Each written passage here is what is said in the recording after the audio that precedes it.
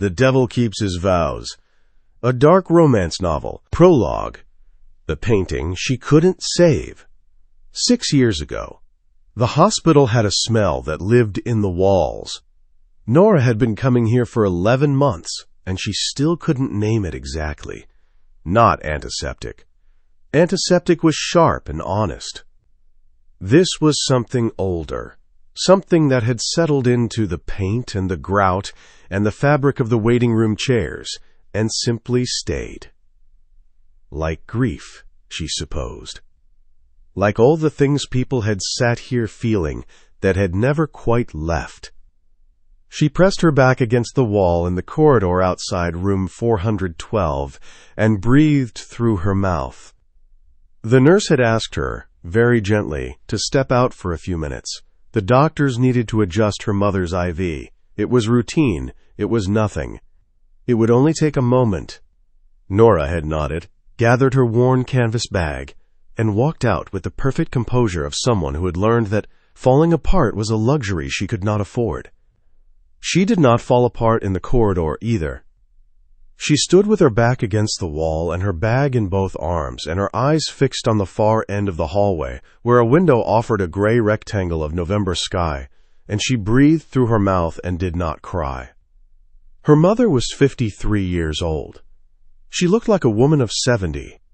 The oncologist had used the word aggressive so many times in the past year that Nora had started to hate it, the way it implied action, intent, as if the disease were choosing to be difficult, as if it had anything personal against them, as if their specific misfortune was the result of some cosmic malice, and not just the senseless mathematics of cells dividing incorrectly in a body that deserved better.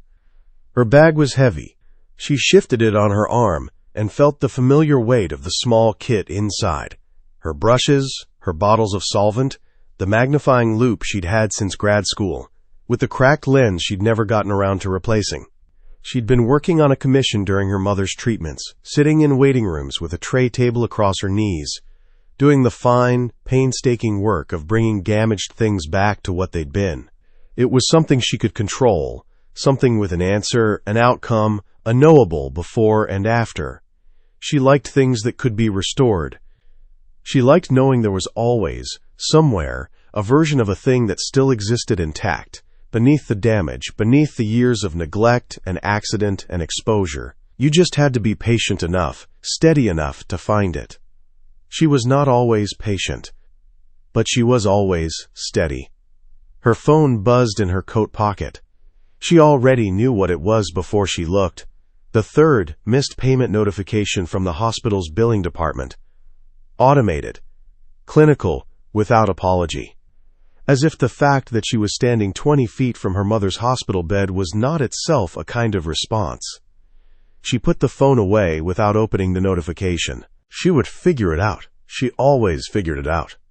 The elevator at the far end of the corridor dinged softly. A man stepped out, tall, in a dark coat, carrying nothing, which was unusual. Everyone in a hospital carried something. Files, flowers, coffee cups, the visible evidence of concern. This man carried nothing. He walked with the particular stillness of someone who had never once in his life needed to hurry to catch anyone's attention. The kind of stillness that made rooms notice him without his doing anything at all. Nora looked away before he reached her. She looked back at her gray rectangle of November sky and breathed. The nurse's voice, from behind the closed door. "You can come back in now, sweetheart." She pushed off the wall and went back in. She did not fall apart. 4 years ago, the painting was a wreck. That was the only honest way to describe it. The gallery owner had used words like distressed and aged, and in need of significant attention, which was the art world's way of saying that whoever had owned this piece for the past century had stored it somewhere damp, let it bake in 2 decades of south-facing afternoon light, and at some point, her best guess was, the 1960s, based on the varnish oxidation, had attempted to clean it themselves with something that had absolutely no business touching a 17th century Flemish oil. Nora loved it immediately. It was a portrait of a woman, young, dark-eyed, wearing a collar of stiff white lace, who looked as though she was sitting for a painter she found deeply tedious but was too well-bred to say so. There was an expression around her mouth that might have been suppressed amusement or contempt. The ambiguity was half the painting's interest. The other half was the damage, and what lay beneath it. Nora worked with her loupe pressed to her eye, a fine brush loaded with cleaning solvent, moving in the smallest possible circles across the top right corner of the canvas. The studio space the gallery had given her was at the back of the building, behind a heavy curtain, technically closed to visitors. There was a sign on the curtain. It said, "Restoration in progress. Staff only." The sign was frequently ignored. She had learned not to mind. People were curious about things being repaired. There was something in it that appealed to them, the watching of a process, the visible evidence that damage was not permanent. She understood the appeal. She had spent a career exploiting it. She heard the curtain move. She did not look up. Her brush was at a critical point. She was approaching the edge of a damaged area where the paint layers were thin and the risk of lifting original material was real, and she had learned the hard way that a single moment of inattention at this juncture could undo 40 minutes of careful work. She kept her eyes on the canvas. She kept her hand steady. She was always steady. The footsteps stopped somewhere behind her. Not close. Far enough back to be respectful of her space, or perhaps far enough back not to be noticed. She couldn't tell which. She was aware of a presence, the way you're aware of a change in air pressure. Something in the room had rearranged itself around a new point. She kept working. The solvent moved in its slow, precise circles. The darkness in the upper corner began, very gradually, to shift, lifted from the surface in layers, revealing beneath it a strip of sky the painter had intended. A deep, cold blue, the particular blue of the Flemish school, saturated and serious, and more alive than anything that should have survived this many centuries of misuse. She exhaled. She always exhaled when the original color came through. It was involuntary, a form of relief she'd never been able to train herself out of. Something shifted in the silence behind her. The quality of attention in the room had changed, intensified, maybe, or deepened. She couldn't explain it. She would try to explain it later and fail. She kept working. She kept working for another 20 minutes, and when she finally set down her brush and straightened and turned, expecting to find the gallery assistant, or a curious visitor, or no one at all, the space behind the curtain was empty. She looked at the chair near the door. It hadn't been there this morning. Someone had moved it close enough to see, and far enough back not to intrude. She stared at the chair for a moment. Then she turned back to her painting, and the woman in the white collar regarded her with that ambiguous expression, amusement or contempt, the painter never made clear, and Nora picked up her brush and went back to work. She did not think about the chair again, or she told herself she didn't. Present day. The lawyer's office smelled like expensive paper and recycled air. It was the kind of room that had been designed to convey authority without effort. Dark wood, low lighting, chairs that were comfortable enough to suggest hospitality, but not so comfortable that you forgot where you were. There was a painting on the wall behind the desk. A landscape, she noted automatically. English, probably 19th century, technically competent, entirely without soul. She could tell within 3 seconds that it was a reproduction. She looked away from it before the lawyer noticed her looking. His name was Whitmore. He had the smooth, careful demeanor of a man who had spent 30 years delivering information that altered lives and had made a kind of peace with it. He wore a very good watch. He set a folder on the desk in front of her and opened it to the first page, with the particular deliberateness of someone who knew the contents of the folder were about to rearrange the furniture of her entire existence. "Miss Calloway," he said, "thank you for coming." "I didn't have a lot of choice," she said. He acknowledged this with the faintest incline of his head, which she took to mean, "Correct, but we don't say that out loud." She looked at the folder. She had read the summary he'd emailed her 3 days ago. 6 terse paragraphs that had confirmed, essentially, that the debt she'd inherited from her mother's final 2 years of treatment, the insurance gaps, the experimental medication, the private nursing during those last months when the hospital stay had ended but the illness hadn't, totaled a figure that her salary, even at its current rate, would take her 14 years to clear. 14 years, assuming she had no other expenses. Assuming she ate nothing, paid no rent, existed in a state of pure financial asceticism. She had stared at the summary for a long time. Then she had made herself a cup of tea, sat at her kitchen table, and begun listing, methodically, every possible option. The list was not long. The list grew shorter as she crossed things off. She was a methodical person. She liked problems that had solutions. This problem had one solution, and she was sitting across from it now. "The contract is straightforward," Whitmore said, turning to page 2. "My client is prepared to settle all outstanding medical debt in full within 48 hours of your signature. In exchange—" 2 years, she said. 2 years, he confirmed. "You would be required to perform the role of his wife in all public and professional contexts. Appear at events.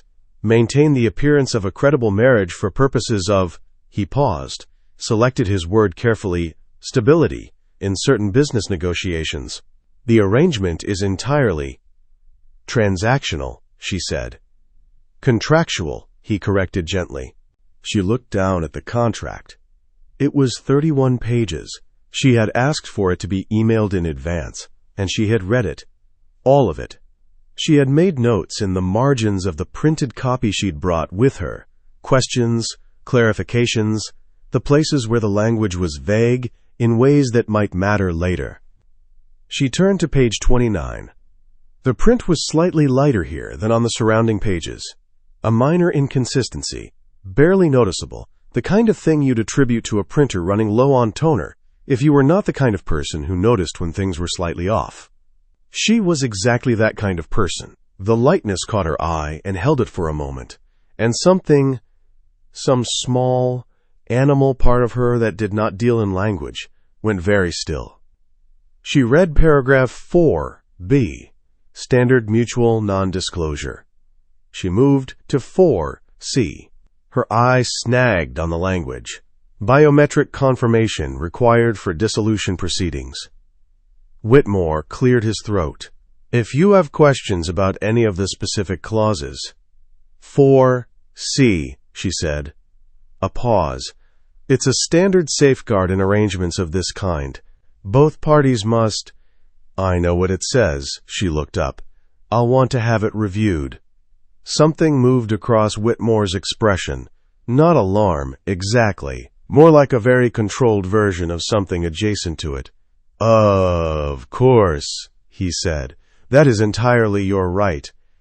She looked back down at the contract. She had come here, having already made her decision. She had made it the night she finished the list of options. She had made it because there was no other viable choice, and because she was a practical woman, and because she had not survived the last 4 years by waiting for better options to appear. She had come here to sign, and she was going to sign. But first, paragraph 4, C, the lighter print, the careful throat clearing. She folded the thought and placed it somewhere in the back of her mind, in the same place she kept things that needed to be returned to. She picked up the pen. And then the door opened. She hadn't heard a knock. She had not heard footsteps in the hallway. One moment the door was closed, and the next it was open, and a man was standing in it, and the quality of attention in the room shifted, intensified, deepened, in a way that was entirely disturbingly familiar. She knew that shift. She had felt it once before, 4 years ago, in a gallery studio with a heavy curtain and a sign that said "Staff Only." The man was tall, dark coat, no papers, no folder, nothing in his hands. Eyes that were a particular shade of gray, not warm gray, not blue gray, just gray, the color of a sky that has decided definitively not to rain and has no feelings about this either way. He looked at her the way she looked at damaged paintings, with total unhurried attention, with the specific patience of someone who has already decided they have time. He crossed the room and sat in the chair across from her without being invited. He did not look at Whitmore. He did not look at the contract. He looked at her. "Miss Calloway," he said. His voice was low even, the voice of a man who had never once in his life needed to raise it to be heard. "I'm Callum Rowe." She held the pen. "I know who you are," she said. Something moved at the corner of his mouth. Not quite a smile. She filed it away. She looked down at the contract. Page 1, the signature line. 2 years. Transactional. Clean. She looked at page 29, and the lighter print, and the thing she hadn't finished reading. She told herself she would have it reviewed. She told herself the clause was standard. She told herself she was a practical woman, and this was the only viable option, and she had not survived the last 4 years by waiting. She looked up. He was still watching her, steady, patient, like someone who had decided, a long time ago, that he had all the time in the world. Like someone who already knew how this ended. She pressed the pen to the page. She signed. She didn't know, then, that he'd been watching her for 14 months.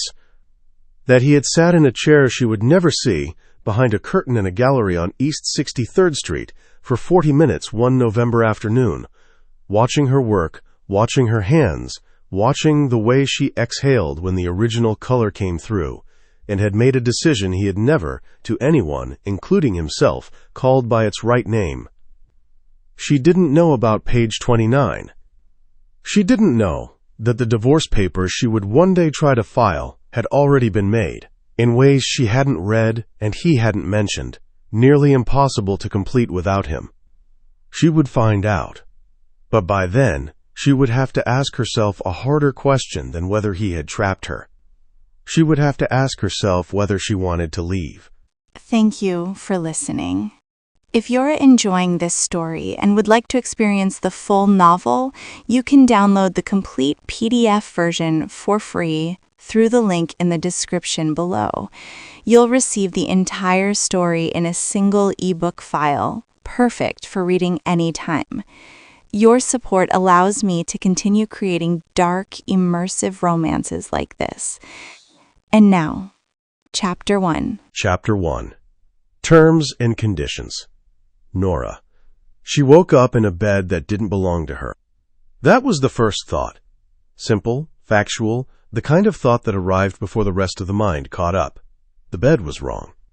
Too large, too still. The mattress. The particular firm softness of something that had never been slept on enough to remember a body. The sheets were white and cool, and faintly scented with something she couldn't immediately name. Not perfume, not detergent, just cleanness taken to such an extreme it became its own kind of smell. She lay on her back and stared at the ceiling and waited for the rest of herself to arrive. The ceiling was high. Plaster crown molding. Immaculate.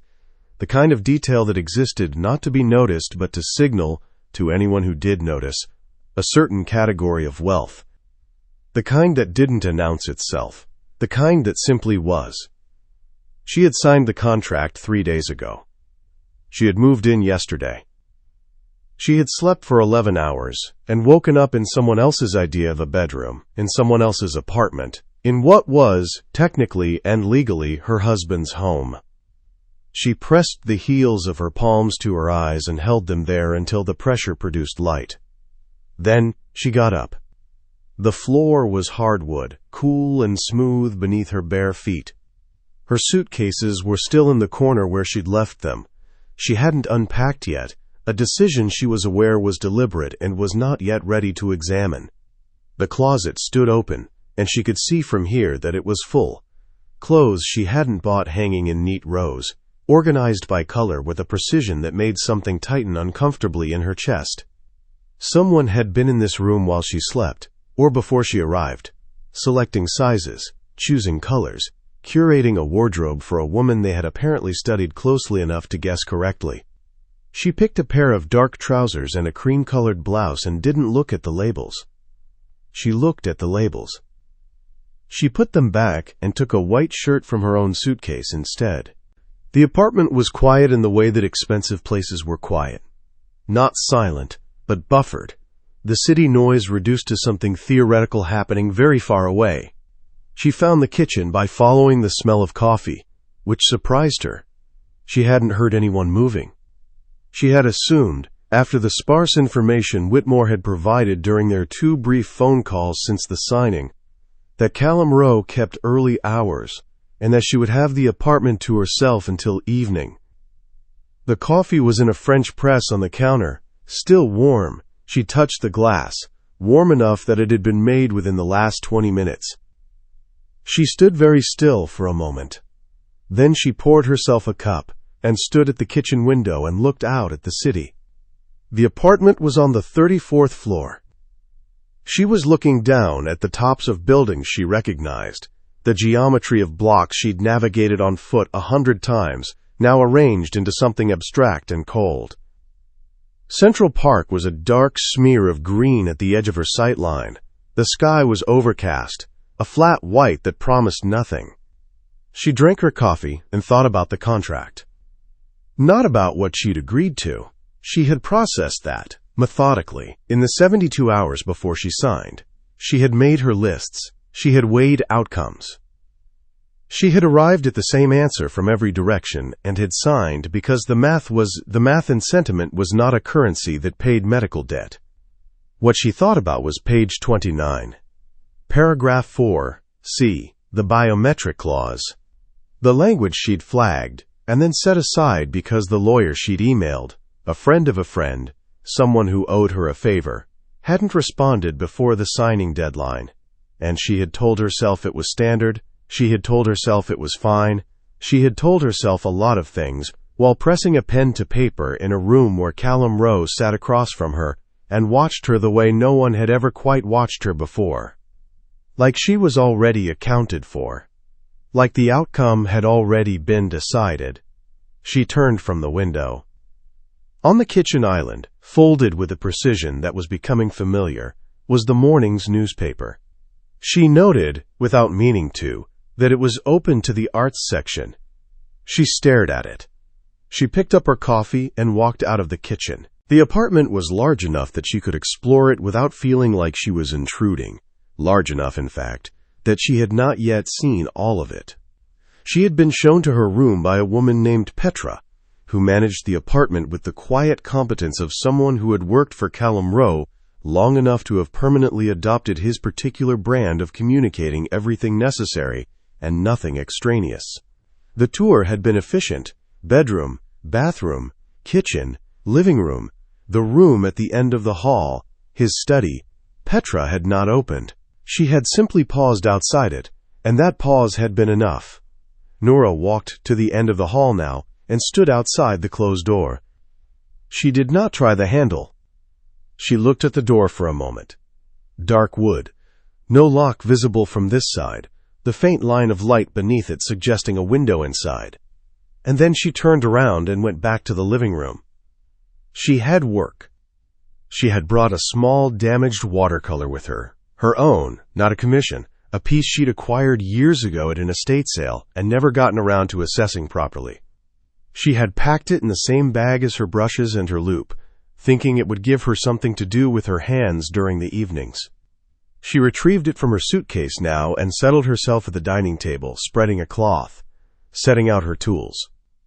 The watercolor was a landscape. English, she'd always thought, or possibly Scottish, the light having that particular quality of northern Atlantic coasts, the kind of light that arrived sideways and gray and somehow illuminated more than direct sun. It had suffered water damage, predictably. A bloom of foxing in the lower left corner, a crease running diagonally through the center that had cracked the paper's surface and taken some of the paint with it. She put her loupe to her eye and looked closely. The crease was worse than she'd thought. But beneath it, and this was the thing, this was always the thing, beneath the damage, the original image was still there. The hill, the gray sky, the smear of light on distant water, intact, waiting. She exhaled. She picked up her smallest brush. She heard him before she saw him. Not footsteps. The apartment was too well insulated for footsteps to carry. It was the elevator. A faint mechanical sound that she had apparently already learned in 24 hours, the way you learned the sounds of any new space. The small groan and release of the doors, a pause. Then, nothing, for long enough that she thought she'd imagined it. She kept her eyes on the watercolor. "You're up early." His voice came from the doorway between the hall and the living room. She didn't startle. She had been expecting it, or telling herself she had been expecting it, which was perhaps not the same thing. She kept her brush moving in its small, careful circle and said, without looking up, "I've been awake for 2 hours." "I know." She looked up then. Callum Rowe in a lawyer's office was one thing. Callum Rowe at 7:40 in the morning, standing in the doorway of his own apartment in a dark suit that suggested he had either not slept or had risen at a time that made sleep irrelevant, was something she had not quite prepared herself for. He looked the same. Exactly the same. Same gray eyes. Same quality of absolute stillness. And this was somehow more unsettling than if he had looked different. As if the version of him she'd encountered 3 days ago was simply always what he looked like. As if he didn't have a softer register. She wondered if that was true. She decided she didn't need to know. "The coffee?" she said, keeping her voice level. "You made it before you left." He looked at her steadily. "Yes." "I don't need you to make coffee for me." "I know," he said again. Then he crossed the room. Not toward her, but toward the window, where he stood with his hands in his pockets and looked out at the same gray sky she'd been looking at 20 minutes ago. "I had a call this morning," he said, "from Whitmore." The name landed in the room with the particular weight of something she'd been waiting for. She set down her brush. "He said you'd sent him questions about the contract." "I sent those before I signed," she said carefully. "Some of them were about paragraph 4C. The room was quiet. Outside, the city's muffled noise continued its theoretical existence 34 floors below them. "Is that a problem?" she asked. He turned from the window. He looked at her with the same attention she'd felt in the lawyer's office, the same quality of it, complete, unhurried, measuring something she couldn't quite identify. She kept her spine straight and her hands still on the table and looked back at him with the same steadiness she brought to everything, because she had learned, a long time ago, that steadiness was the only form of armor that actually worked. "No," he said. "Then why are you telling me?" He held her gaze for a moment longer than was comfortable. "Because you'll want to ask me about it, and I'd rather you ask me directly than send questions through Whitmore." She absorbed this. It was a logical thing to say. It was also a strategic thing to say, drawing the conversation toward him, setting himself as the correct channel, controlling the approach. She noted both things. "All right," she said. "What does 4C actually mean in practice?" He was quiet for a moment. Not the quiet of a man deciding whether to answer, but the quiet of a man choosing which true thing to say. "It means," he said, "that dissolution of the arrangement requires both parties' participation in the filing process. It's designed to prevent unilateral termination." "By either party," she said. "By either party," he confirmed. She held his gaze. "And if one party refuses to participate?" Something shifted almost imperceptibly in his expression. Not guilt, not discomfort. Something closer to precision. The look of a person being very careful to say exactly what they mean, and not one word more. "Then the arrangement cannot be dissolved," he said. The room was very quiet. "That's what I thought," Nora said. She picked up her brush and went back to work. He didn't leave. She had expected him to leave. She had said what she needed to say. Not with volume or heat, because she didn't operate that way, but with enough clarity that the point was made. And she had turned back to her watercolor. And she had waited for the sound of him retreating down the hallway, the elevator, the mechanical groan of departure. Instead, she heard the scrape of a chair. She kept her eyes on the painting. She heard him sit, not close, not at the table with her, but at the far end of the room, in the chair near the window. She heard, distantly, the sound of him opening something. A laptop, maybe, a phone, the sound of a man settling in to work. He was going to stay. She worked. He worked.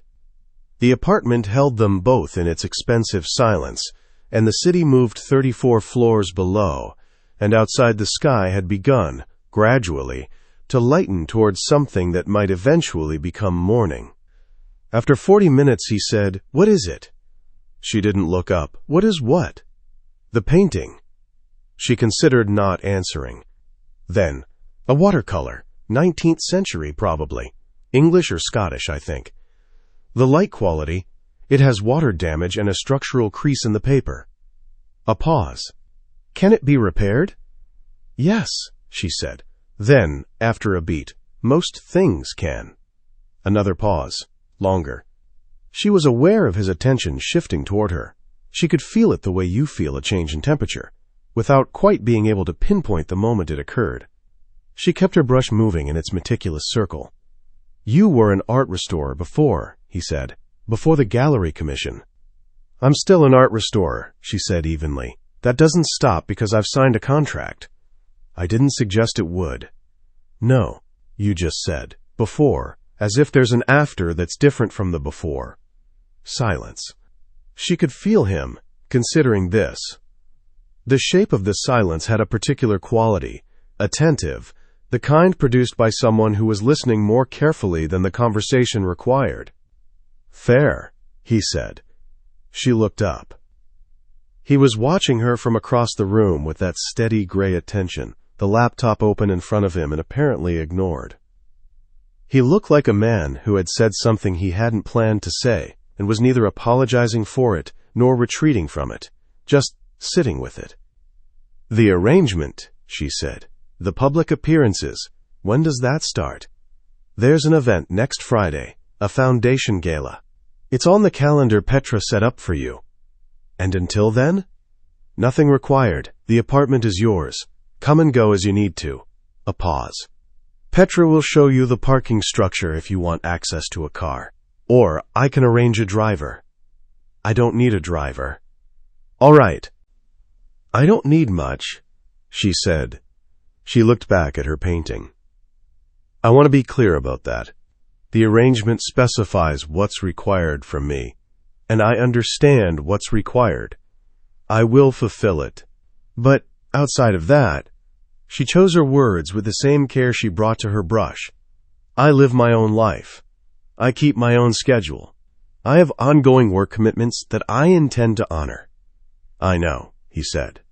The phrase was beginning to have a particular effect on her, not a pleasant one. She looked up again. "You keep saying that," she said. "I know. You use it the way other people use yes, as if you've already accounted for everything in advance." He looked at her without blinking. "Haven't I?" It was not a boast. It was a question. Genuine.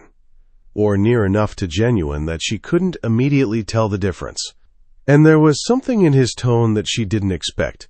A quality almost like uncertainty. Barely there. Buried under the precision and the stillness. But there. She looked at him for a long moment. Then she looked back at her watercolor. "We'll see," she said. The light was different by mid-morning. She had lost track of him. He had moved at some point, silently, the way he seemed to do everything, and when she finally straightened and pressed both palms to the small of her back and looked around, the chair by the window was empty. His laptop was gone. The apartment was quiet and large and hers, in the particular way that borrowed spaces became yours while no one else was in them. She looked at the watercolor. She had made progress on the crease, begun the careful process of humidifying the paper back toward pliability, a process that required patience above all else, the willingness to do very little for a long time, and trust that the material knew what it needed. She had learned this early and with difficulty, that restoration was mostly waiting, mostly creating the right conditions, and then removing yourself from the equation and letting the thing return to itself. She cleaned her brush and capped her solvents and sat back. On the far wall of the living room, she noticed it now as the morning light reached it from a different angle, was a painting she hadn't looked at closely before. She had registered it in her peripheral vision the night before and cataloged it automatically as the kind of thing that came with expensive apartments. Decorative, competent, nothing to linger on. She looked at it now. She stood up, moved closer, and stopped. She stood in the middle of the room and looked at the painting on the wall, and her chest did something complicated and involuntary. It was a Flemish portrait. 17th century. A young woman in a stiff white lace collar with dark eyes and an expression around her mouth that might have been suppressed amusement or contempt, the painter never making it entirely clear. It was, as far as Nora could tell in the strange sideways light of mid-morning, an original. Not the same painting she had restored 4 years ago. That piece was in a private collection in Connecticut now, reunited with its owner after a meticulous 18-month process. She knew exactly where that painting was. But this was the same subject, the same woman, the same ambiguous expression, translated by a different hand, a contemporary, perhaps, someone who had sat in the same studio and made their own attempt at the same face. She stood very still and looked at it for a long time. There were 2 possible explanations. The first was coincidence. The art world was not infinite, and Flemish portraiture had its canonical subjects, its repeated commissions.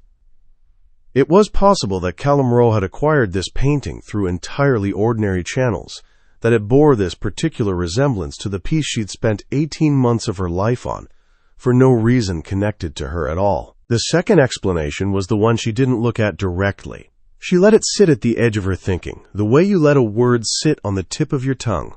Present, almost resolved, not yet committed to. She turned and went back to her seat.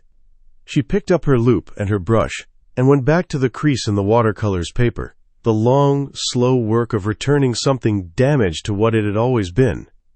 Behind her, the woman in the white collar watched with her ambiguous expression, and in the pocket of Nora's white shirt, her phone buzzed. She set down her brush. The message was from a number she didn't recognize. No name, no introduction, just a string of text that resolved, as she read it, into something that made the fine hairs on her forearms rise. It was from the lawyer she had emailed before the signing, the one who owed her a favor, the one who hadn't responded in time. Nora, sorry for the delay. I finally had time to go through what you sent me. I need you to call me. Not text, call. There's more in that clause than the language shows on its face. I don't want to put this in writing. She read it twice. Then she looked up at the painting on the wall, at the woman in her white collar with her expression that couldn't decide between amusement and contempt. She put the phone face down on the table. She told herself she would call him this evening. She picked up her brush and kept working.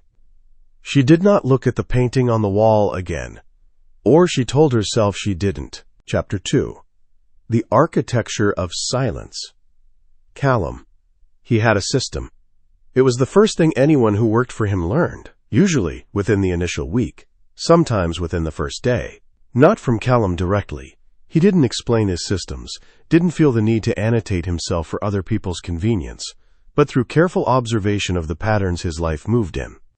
He arrived at the office at 5:45 each morning, not because 5:45 was significant, but because it was 45 minutes before anyone else, and those 45 minutes were the only ones in the day that belonged entirely to him.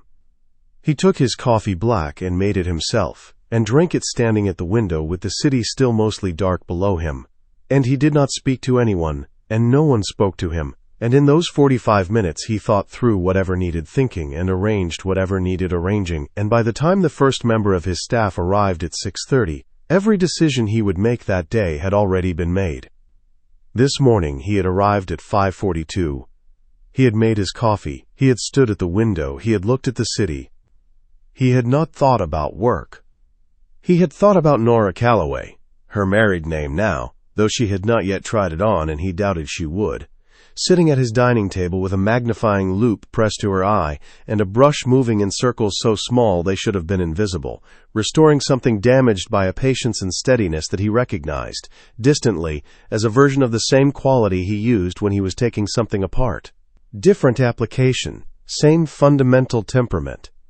She hadn't looked at him when she said it. That was what he kept returning to. When she'd told him she didn't need him to make coffee, she'd been looking at her watercolor, and the steadiness of her eyes on that canvas while she addressed him had been more deliberate than anger would have been, more controlled than indifference. It was something between the two, the kind of composure that costs something to maintain. He recognized that too. He set his coffee cup on the desk and sat down. He opened his laptop and looked at the screen for approximately 90 seconds without reading anything on it. Then he opened the bottom drawer on the left side of his desk. The drawer was locked. It was the only locked drawer in the office, and no one had ever asked about it. His staff were intelligent people who had learned, quickly and thoroughly, that certain things were not for asking about. He used his key. Inside, a slim folder, unmarked, the kind that could be anything and was therefore nothing. He set it on the desk in front of him, and opened it with the same steadiness he brought to every other part of his professional life, and looked at what was inside. He had not intended to collect it. That was the thing he returned to most often, in the small hours of mornings when sleep was theoretical and the city was dark and honest outside his window. He had not set out to accumulate evidence of her. It had happened the way certain things happened in his life. Incrementally, each step individually defensible, the whole only becoming visible from a sufficient distance. It had started with a gallery program. 14 months ago, a private event at a small gallery on East 63rd Street, a benefit for art education in public schools, the kind of function he attended twice a year as a matter of civic maintenance. He had gone because his name was on the foundation, and because the foundation's executive director had called him twice, and because he had nothing else on his calendar that particular Thursday evening that constituted a better use of his time. He had arrived late. He always arrived late. The rooms were always full by the time he walked in, which was a different kind of punctuality, and had accepted a glass of wine he did not intend to drink, and had moved through the crowd with the specific efficiency of a man who had learned, by long practice, how to be present without being available. And then he had seen the curtain. At the back of the gallery, a heavy velvet curtain separated the main room from a workspace. There was a sign on it, white cardstock, hand-lettered, that said "Restoration in Progress. Staff only." He had noticed it the way he noticed most things, peripherally, automatically, cataloging it and moving on. Except he hadn't moved on. He had stood in the main room for approximately 3 minutes, drink in hand, looking at the curtain and not looking at the people around him, and then, and this was the part he had never been able to entirely account for, he had crossed the room and pushed the curtain aside and stepped through. The space beyond was small and lit by a single strong lamp angled over a work table. A woman sat at the table with her back to him, a magnifying loupe pressed to her eye, a brush moving in circles that were almost too small to follow. She was working on a painting, a Flemish portrait, he noted, recognizing the period from the style, even from this distance. The color, the particular saturated darkness of the background, the careful, brutal attention to reflected light. She did not turn around. He found the chair near the door. He moved it silently, having had a lifetime of practice at moving silently through spaces, and sat down. He told himself he would stay for 5 minutes. It was a reasonable amount of time. Long enough to be considered having stopped. Short enough to count as passing through. He stayed for 40. He watched her work. He watched the way her shoulders shifted almost imperceptibly when she changed the angle of her brush. He watched the way she held her breath at certain points. The most delicate moments, he understood intuitively. The places where the wrong amount of pressure would mean damage instead of repair.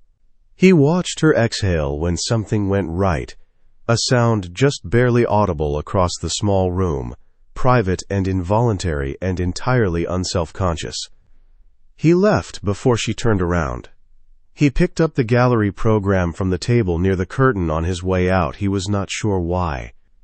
He did not examine the impulse.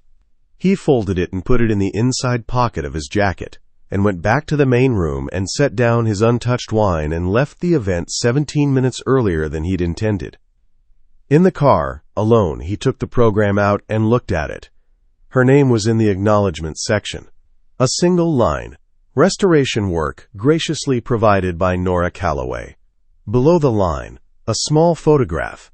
The kind of thumbnail that was clearly not meant to be studied, clearly an afterthought, clearly taken by someone with a phone and limited patience. But it was her, with the loop still in her hand, and a smear of something pale on her forearm, and an expression that was not quite a smile, and was more interesting for not quite being one. He had put the program back in his pocket. He had not opened the folder again until he was home. The folder was thinner than it might have been. He was precise about this. He had not employed anyone to gather information about her. The thought had occurred to him and been declined at the level of instinct, because there was something in it that he could not make himself do, some line his particular configuration of obsession would not cross. Everything in the folder was material he had encountered himself, or which had been publicly available. Gallery programs, auction house catalogs in which she appeared in the acknowledgments as a consulting restorer, a printout of the small talk she'd given at a conservation symposium 2 years ago, 20 minutes on the history of varnish oxidation in Flemish oil paintings, delivered to a room of specialists, posted to the symposium's website, and apparently watched by, according to the view counter, he had been the 44th. He had watched it 4 times. He did not examine what that meant.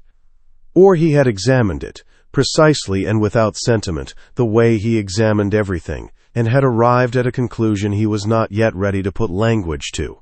The conclusion was there, underneath his thinking, patient as anything he had ever been patient about, waiting for him to turn around and look at it directly. He was not yet ready. He closed the folder and locked it back in the drawer and went back to work. At 6:42, his phone showed a notification, a message from Whitmore, forwarded from a third party, flagging that Nora had sent photographs of the contract to an outside attorney for review before the signing. He read the notification. He set the phone face down on the desk. He was quiet for a moment. Outside the window, the city was fully awake now, the particular bright gray of a November morning, traffic and movement, and the purposeful noise of people going somewhere.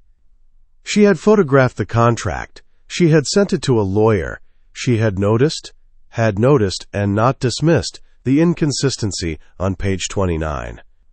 He had known she would. He had built the arrangement with the full understanding that she was not naive, not careless, not the kind of person who signed her name to things she hadn't read. He had built it knowing that she would see the clause, that she would flag it, that she would have questions he would have to answer. He had built it because none of that changed the outcome, and because he was aware of this, had always been aware of this, a man who built things with patience and precision toward ends he had already decided on. What he had not built for was the moment she looked up from her painting. That morning at the dining table, when she raised her eyes from the watercolor and looked at him, steady, measuring, not frightened in the least, something had shifted in him that did not shift back. He had felt it the way you feel a structural change, not dramatically, not with any external evidence, just the silent, definitive rearrangement of something that had been one way and was now another. He pressed 2 fingers to the bridge of his nose and breathed. He had a system. He was increasingly aware that the system had not accounted for her. He came home at 7:13 that evening. He knew this because he checked, for reasons he chose not to examine, as the elevator carried him up to the 34th floor. He had a dinner that had ended early. The other party had a flight to catch which suited him, and rather than returning to the office, he had found himself in the car heading north through evening traffic toward the apartment. He had not made a conscious decision to come home early. This was notable. He stood in the elevator and recognized, with the clear-eyed honesty he applied to every other domain of his life, that he had come home because she was there. The elevator opened. The apartment was lit, not brightly, but warmly, the way spaces looked when someone was inhabiting them, rather than just occupying them. He stood in the entryway for a moment and simply registered this. The difference between a space that was empty and a space that had a person in it, and the way this particular difference felt different from what he had expected.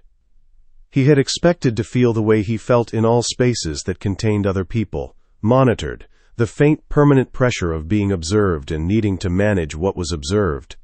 He had felt this way in his own home since the age of 7, when he'd first understood that his father's interest in him was conditional, that warmth was a signal of being useful, and its absence was a signal of having failed to be, and that the only reliable strategy was to become so controlled, so legible on his own terms, that other people's assessments became irrelevant. He did not feel monitored. He felt instead a quality of attention coming from the direction of the living room that was different from surveillance, quieter, more incidental, the awareness of one body in a space of another body. He could hear, faintly, the sound of something being moved, a small scraping. Then, silence. He set his keys on the table by the door and removed his jacket and walked through.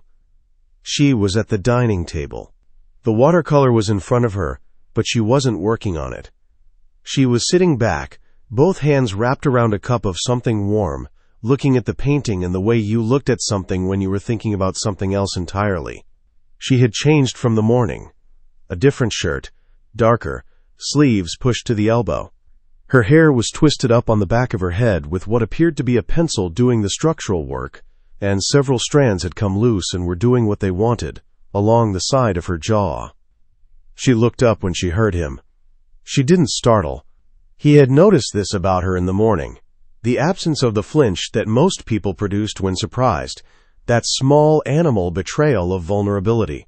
She simply adjusted her focus from whatever she'd been thinking about to him, with the same steadiness she gave to everything else.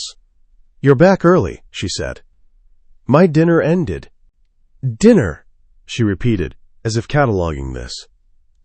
As if the word carried information about who he was that she was filing away for later use. He crossed to the kitchen and took a glass from the cabinet and poured water from the pitcher Petra kept in the refrigerator and stood at the island where he could see her without facing her directly. She had gone back to looking at the painting. "Have you eaten?" he said. She considered the question with what seemed like genuine assessment. "I found some things in the refrigerator." "That's not an answer." "It's the most accurate answer." She glanced up. Petra stocks the refrigerator as if she's preparing for some kind of extended meteorological event. There were at least 4 kinds of cheese. "She worries," he said. "About what?" He was quiet for a moment. "Shortages." Something shifted at the corner of her mouth. Not a smile, but its immediate precursor. The expression that existed for a fraction of a second before a person decided whether to let a smile happen. She decided not to. But he had seen it. And the fact that he had seen it, and noticed it, and was now noting that he had noticed it, was a data point he was becoming increasingly uncomfortable ignoring. He set his glass down. "The painting on the wall," he said. She went still. He watched it happen. A careful, total stillness. The kind that was more controlled than stillness, that occurred naturally. She looked at the painting across the room. Then she looked at him. "Where did you get it?" she said. Her voice was even. Exactly even. The voice of a person who had decided, before she opened her mouth, exactly what tone she was going to use. "An auction," he said. 3 years ago. Christie's." "Which auction?" He told her the date. He told her the lot number. Because he remembered it, and she would know that he remembered it, and the moment of her understanding that he remembered it was, he recognized, a threshold he had just stepped across without fully deciding to. Her eyes stayed on his face. They did not widen. They did not narrow. They simply held, with a quality of attention he was beginning to understand, was how she processed things that mattered to her. Not with visible emotion, but with a total, encompassing focus, the way she looked at damaged paint. "You knew about the restoration project," she said. It was not a question. "Yes." "Before the contract?" "Yes." She was quiet for a moment that felt longer than it was. Outside, the city made its distant theoretical noise. The lamp on the dining table put warm light on the side of her face and left the other side in shadow, and she sat with her hands still wrapped around her cup and looked at him with that steady, total attention, and he waited. "How much did you know," she said slowly, "before the contract?" It was the right question. He had known it was coming. Had known, in the abstract, that this conversation would happen. Had told himself he was prepared for it. He found, standing in his own kitchen with a glass of water and the particular quality of her attention on him, that preparation and readiness were different things. He held her gaze. "Enough," he said. The word dropped between them and sat there. She looked at him for a long time. He let her look. He had nothing to hide behind, and no interest in pretending otherwise. Whatever she was measuring, she could measure it. Then she put her cup down on the table very deliberately and stood up. "Good night," she said. She crossed the room toward the hallway. She walked the way she did everything, steadily, without hurry, without any visible concession to the weight of what had just been said between them. She did not slam the door to her room. She closed it quietly, which was somehow worse.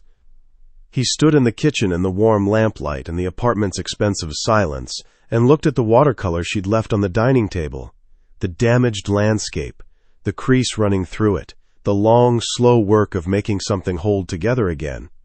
And he thought about what she'd said that morning, when he'd asked her if she could always tell when something couldn't be saved. "I've never found anything that couldn't be." He turned off the kitchen light and walked to his study. He sat at his desk for a long time without turning on the lamp. At 11:40, Petra sent him a message. A contact in Nora's network had flagged that Nora's outside attorney, the friend of a friend she had emailed before the signing, had finally responded. That the attorney had called her, that they had spoken, briefly, before the call cut out, and that a second call had been scheduled for the following morning. He read the message. He sat in the dark with his hands flat on the desk and felt, for the first time in a long time, something that was not control. He did not like it. He was also, and this was the part he could not account for, and could not manage, and could not fold into any system he possessed.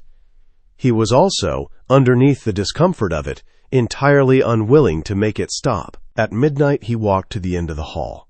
He did not know why. He told himself he was going to the kitchen for water, and he walked past the kitchen without stopping and stood outside her door. No light under it. She was asleep, or she was lying in the dark thinking, which he suspected was what she did.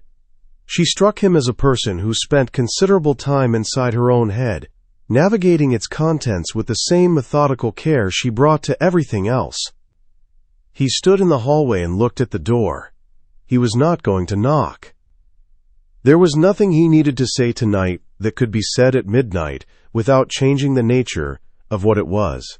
There were things that needed light and witnesses, and the particular clarity of daylight, and this was one of them. He stood there anyway. The hallway was dark and quiet, and smelled faintly of the solvent she used for her restoration work, something sharp and clean that had worked its way into the air of the apartment in the 3 days since she'd arrived. He had noticed it the second morning, before he'd understood what it was, and had stood in the kitchen trying to identify it. When he had understood, when he'd connected it to the small kit of bottles and brushes on the dining table, something had settled in him that he could not name. She was here. She was in his apartment, sleeping 3 meters away from where he stood, and the air smelled like her work, and her watercolor was on his dining table, and the woman in the Flemish portrait was on his wall, and he had engineered every single element of this situation with the precision and patience and forward planning that had made him, over 15 years, one of the most formidably difficult men in his industry. And now he was standing in a dark hallway outside a closed door, and he didn't know what to do next. He pressed his palm flat against the door. Didn't knock, didn't push, just held it there for a moment, feeling the solidity of it, the wood grain under his hand. Then he dropped his arm and walked back to his room. He did not sleep. He lay in the dark and listened to the apartment being quiet around him, and at some point between 2 and 3 in the morning he accepted, with the clear and merciless honesty he applied to everything else, that the system had always been leading here, That the contract, the clause, the painting on the wall, the gallery program in the locked drawer, none of it had been strategy, not really, not underneath. He was a man who built things carefully toward ends he had already decided on, and he had decided on this end, and the only thing he had not yet done was admit that deciding and deserving were not the same thing. At 3:17, his phone lit up. A message from an unknown number, a relay through 3 layers of routing, untraceable, the kind of message that arrived when someone wanted the fact of the message to be as invisible as its content. He read it once. He sat up in the dark. Someone else had been watching Nora Calloway. Not for 14 months. Not with programs and auction catalogs and gallery visits. For much longer. And not, the message made clear in 3 brief sentences, with anything approaching his intentions. He was out of bed before the screen went dark. Chapter 3. Something that isn't nothing. Nora. The dress was the color of smoke. That was the first thing she noticed when Petra laid it across the bed with the quiet efficiency of someone delivering news. Not dark gray, not silver. Something between the two, a shade that existed in the threshold between states, the way certain hours of evening refused to be either day or night. The silk moved when it caught air, shifting between colors the way old paintings shifted when you changed the angle of the light on them. Nora stood in the doorway and looked at it for a moment. She had, the night before, constructed a careful plan for tonight. She had told herself, in the matter-of-fact internal voice she used for difficult tasks, that this was a professional obligation, the first of many, and that she would approach it the way she approached every professional obligation, with preparation, steadiness, and the particular detachment of someone who understood the difference between inhabiting a role and being consumed by it. She had done this before. Every piece she restored required her to inhabit another sensibility, to understand a painter's choices from the inside, to see through their eyes without losing her own perspective. This was not different in principle. In principle. She picked up the dress and held it against herself and looked in the mirror. She put it on. Petra, appearing silently in the doorway as if summoned by the sound of a zip, looked at her with an expression that was professionally neutral and failed, by a very small margin, at complete neutrality. Shoes, Petra said and produced them, low-heeled, pale, the exact right decision, and then disappeared again. Nora stood alone in the room and looked at the woman in the mirror. She looked like someone who belonged where she was going. She had not, she realized, looked like that in a very long time. She turned away from the mirror, found her bag, and transferred what she needed into the small evening clutch that had appeared on the dresser at some point during the week, along with everything else that had appeared, silently, accurately, without her having specified anything. She had stopped being unnerved by this. She had not started being comfortable with it. Those were 2 different things. Her phone was in her hand before she'd consciously decided to pick it up. She had not called her lawyer yet. She had told herself, each of the past 3 days, that she would call him that evening, after she'd done whatever the day required, after she'd had time to sit with it quietly and arrive at the call with the steadiness that difficult conversations demanded. Each evening had come and gone. She had worked on the watercolor. The crease was responding slowly to the humidifying process, the paper becoming incrementally more pliant, the paint layers above it relaxing toward coherence. She had eaten, she had gone to bed. She had not called. She understood, in the clear and uncomfortable way she understood most things about herself, why she hadn't called. She was not ready to know what he knew. She was still in the space between suspicion and confirmation, and that space, narrow and unstable as it was preferable to what came after. After was a different problem entirely. She put her phone in the clutch. She went to find her husband.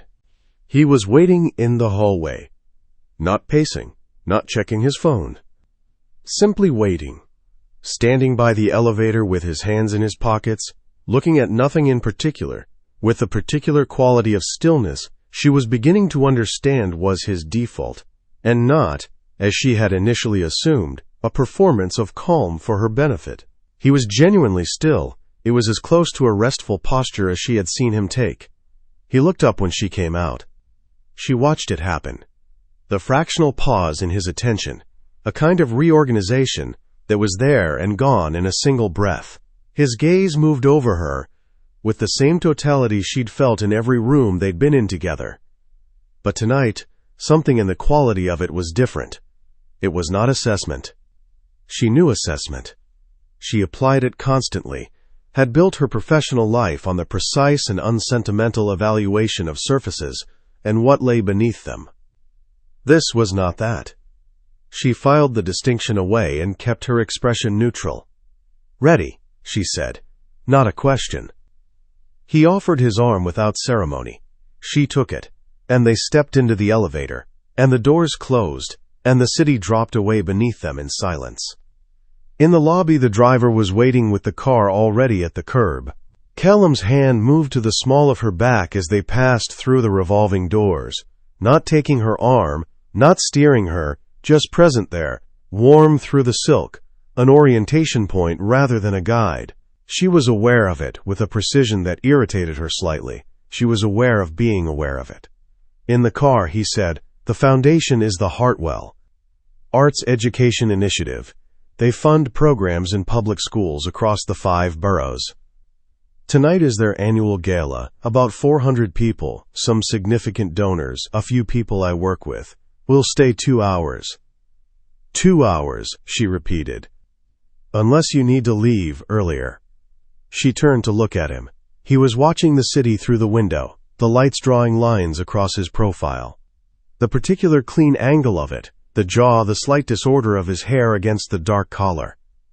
She had been noting these things, involuntarily since the signing, the way you noted structural details in a room you were going to spend time in. "I won't need to leave early," she said. "I know." She turned back to her own window. "You should stop saying that." A pause. "Saying what?" "I know. As if everything I do or say is already accounted for in some spreadsheet." Another pause. Longer. She counted 3 city blocks in it. "I'm sorry," he said. She turned back again, surprised. He was still looking out his window. His profile gave nothing away, but the apology had been genuine. Not apologetic, exactly, but honest. The kind of honesty that didn't dress itself up. She looked at him for another moment. Then she said, "Thank you."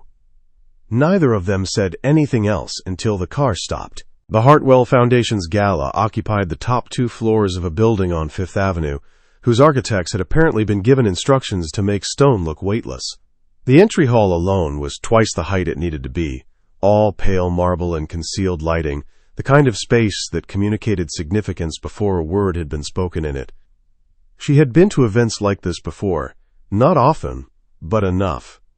She understood the grammar of them, the particular way people moved through the room, the clusters that formed and reformed, the hierarchy encoded in proximity to the host. She had attended as a professional, usually someone's +1, the restorer brought in to speak briefly about a piece in the collection being auctioned for charity. She had been, at those events, invisible in the useful sense, present, but not the point. She was not invisible tonight. She felt it the moment they entered, the orientation of the room shifting almost perceptibly in their direction, not toward her. She was under no illusion about that. Toward him. Callum Rowe moved through a room the way certain paintings commanded a gallery, without announcing themselves, but making everything around them reorient. She had felt this in the lawyer's office, and at the apartment's dining table, and in the car. She understood it better here, where it had a context.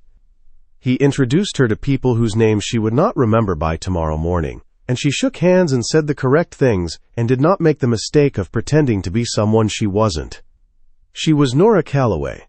Rowe, technically, on the registry, though she had not yet tried that on either, and she was here because it was required, and she was fine, and the dress fit perfectly, and she did not require anyone's approval to occupy space in this room. Callum kept her close, not attached. There was nothing performative about it, but proximate, the way you kept something valuable proximate when you were in a crowd. His hand found the small of her back at intervals, when they moved from one group to another, always briefly, always removed when they stopped moving.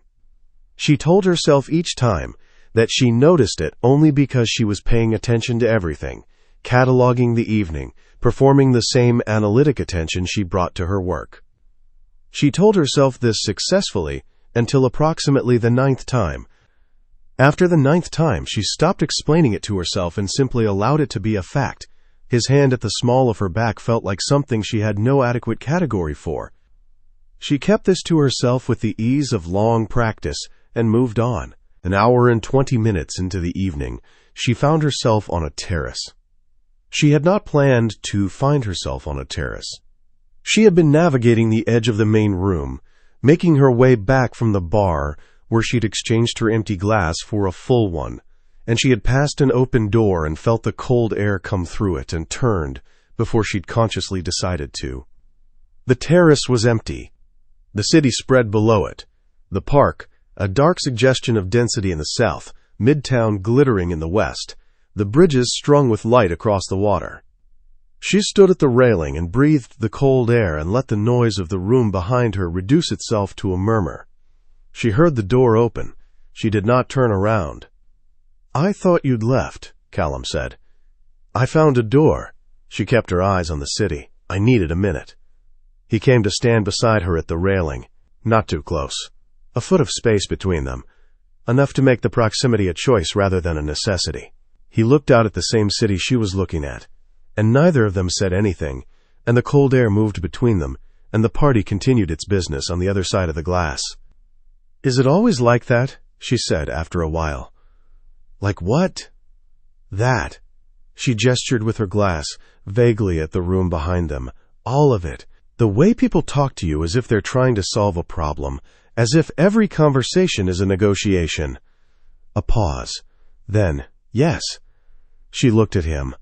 He was still watching the city, his hands on the railing, his breath making small ghosts in the cold air. "Does it bother you?" He considered this with the seriousness he brought to everything. "It used to," he said. "When I was younger, I wanted the conversations to be—" He stopped, started again. "I wanted them to be about something." She turned back to the city. Something had shifted in the quality of the silence between them. It was not the silence of two people managing distance. It was closer to the silence of two people listening to the same thing. "What changed?" she said. "I learned that they were about something, just not the something I'd wanted." She thought about this. That's a very controlled way of saying you were disappointed. Something moved at the edge of her vision, the ghost of an expression crossing his face, arriving and departing too quickly to name. She had the impression, brief and strange, of something underneath the control that was not the cold, precise thing she had been categorizing him as. Something that had temperature. "Yes," he said. "I was disappointed." She watched a plane cross the dark sky, its lights blinking red and white in sequence. She thought about the folder in his desk, the programs, the catalog pages, the 44 views of the symposium recording. She had not thought about it directly in the past few days, but it had been there, at the back of her thinking, requiring something from her that she was not yet ready to give. "Tell me something true," she said. He looked at her then. She felt it before she confirmed it. The same shift in the room's attention she'd been registering all evening, but closer now, different. "In there," she continued, not looking back at him, keeping her eyes on the city, "everything is negotiated, curated, managed. I understand why. But I would like, just for this 1 minute out here, something true." She did not know why she was asking. She knew, on some level, that she was doing exactly what she had been carefully not doing since the signing, crossing towards something, one small deliberate step. He was quiet for long enough that she thought he wasn't going to answer. "Then, the first time I heard you speak, you were talking about a painting." She went very still. "A panel talk, 2 years ago, on varnish oxidation and how the chemistry of aging affects perceived color in Flemish oils." He paused. "You said that restoring a painting was not about returning it to some original state. You said there was no original state, only the version that existed before the damage and the version that existed after. and the work was about understanding both without privileging either. She did not move. The city continued its business below her, indifferent. "I watched it 4 times, he said. "The recording." The cold air moved between them. She turned to look at him. He was watching her with that complete, unhurried attention, and for the first time since she had known him, which was 10 days, which was barely anything, which was also beginning to feel like a unit of time she could not measure accurately, his face was doing something she had not seen it do before. It was not unguarded, exactly, but it was honest, the kind of honesty that did not dress itself up. "Why are you telling me this?" she said. Her voice was even. She was proud of it for being even. "Because you asked for something true," he said, "and that is the truest thing I have." She held his gaze for 3 full seconds. She counted them, 1, 2, 3, and in those 3 seconds, she felt something move through her that had no name in the vocabulary she had built over 31 years of steady, methodical, unsentimental living. Then she looked back at the city. "We should go back in," she said. "Yes." Neither of them moved for another moment. The cold air, the distant sound of the party, the lights of the bridges blinking in sequence against the dark water. Then he held out his arm. She took it. They went back inside. And his hand, at the small of her back as they crossed the threshold, stayed there for exactly 3 seconds longer than it had all evening. She counted those too. The car brought them home at 10:47. The apartment was warm and quiet, the lamps on their timers creating the illusion of a space that had been inhabited in their absence. Nora set her clutch on the entryway table and removed her shoes, carrying them by the straps the way she always did with heels, a habit so old she didn't think about it anymore.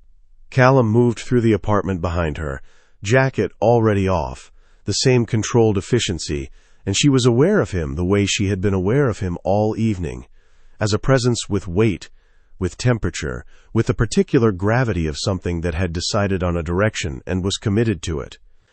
She was thinking about what he'd said on the terrace. She was thinking about it in the methodical way she thought about things that required careful handling, turning it over, looking at all its surfaces, checking for damage. Not the content of it, exactly, the fact of it. He had told her something true, and it had been more exposing than she'd expected, and not in the direction she'd anticipated. She had expected, when she asked for truth, to receive something calculated. Something offered with the same precision he brought to everything else. Truth deployed strategically. Truth as a kind of move. She had seen this done before. She recognized the shape of it. What he had given her was not that. What he had given her had cost, something to give. She was still thinking about this when her phone rang. She stopped in the hallway. She looked at the screen. The number was her lawyer's. Marcus Everly, the friend of a friend, the one who owed her a favor, the one whose message she had been not calling for 3 days. It was nearly 11 at night. She picked up. Nora. His voice was careful in the way that voices became careful when someone was choosing each word before it left their mouth. "I'm sorry for the hour. I've been trying to reach you." "I know. I've been." She glanced toward the end of the hall, where the light under Callum's study door suggested he was still awake. She moved toward her room and closed the door behind her. "I've been putting it off. Tell me." A pause. Paragraph 4C is more extensive than the plain language suggests.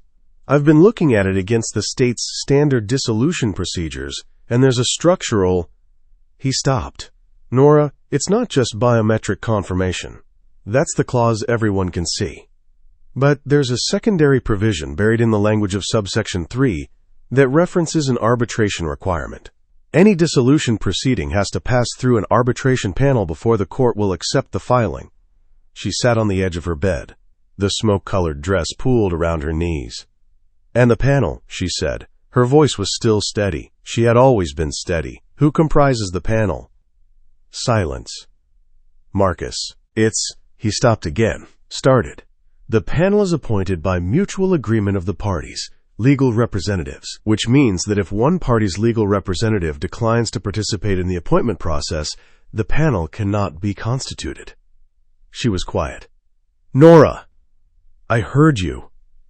His lawyer controls the arbitration process, which means the only way a dissolution proceeds is if he allows it to, she said.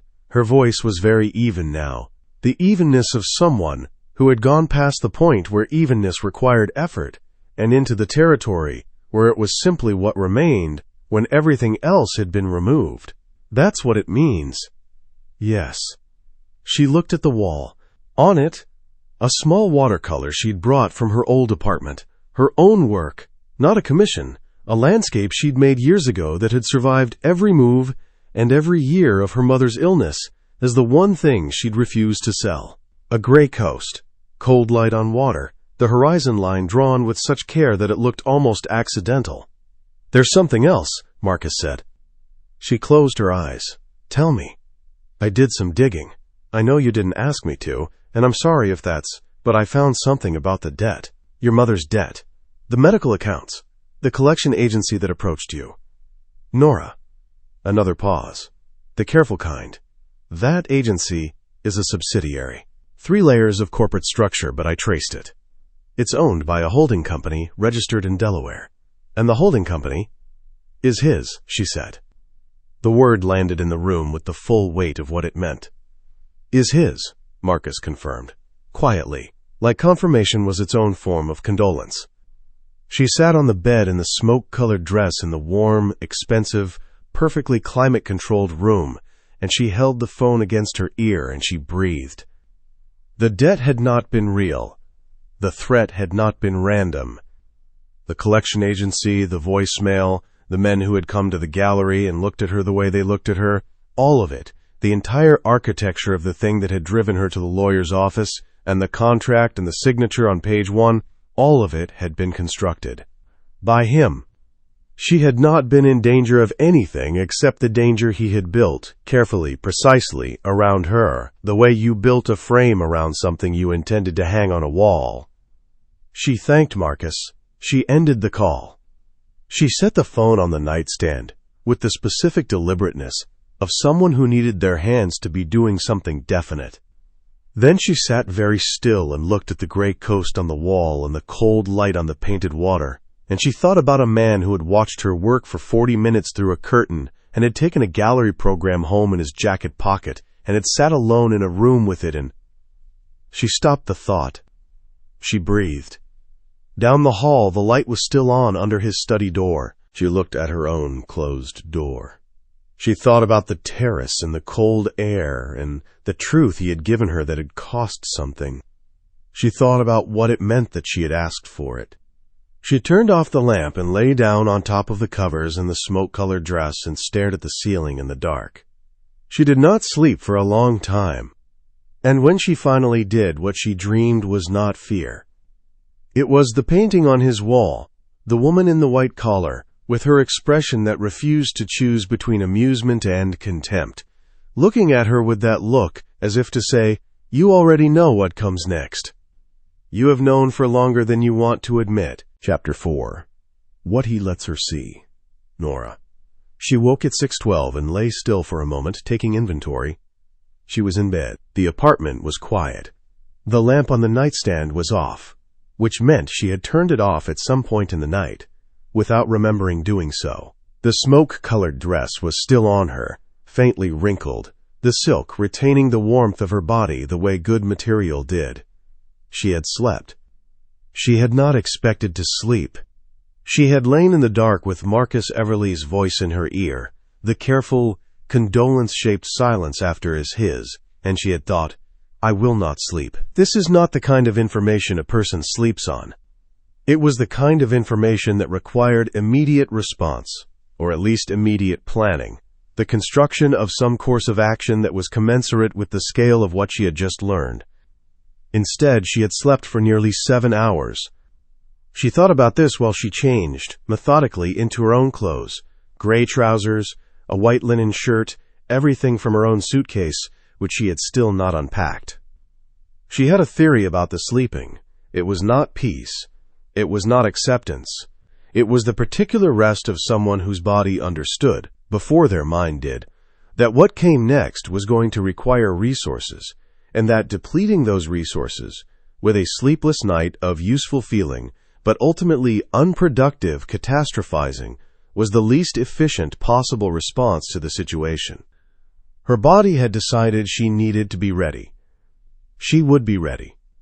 She went to the kitchen and made coffee, his French press, his beans, his kitchen, and stood at the window and watched the city come awake, and she thought about the debt. The agency. The men who had come to the gallery with their smooth voices and their careful implications, the specific texture of that fear, the way it had felt like a door closing in her chest every time she thought about what time alternative collection methods might mean. He had built that fear. She drank her coffee and sat with this fact, the way she sat with damage in a painting, looking at it from all sides, not flinching, not diminishing it, not yet deciding what it meant. It was what it was. He had built the entire architecture of her desperation with the same precision and patience he brought to everything else, and she had walked into it, and she had signed the contract, and here she was. Here, in his apartment, in his kitchen, drinking his coffee, wearing her own clothes. The question, the only question that actually mattered, underneath all the others, was what she was going to do now.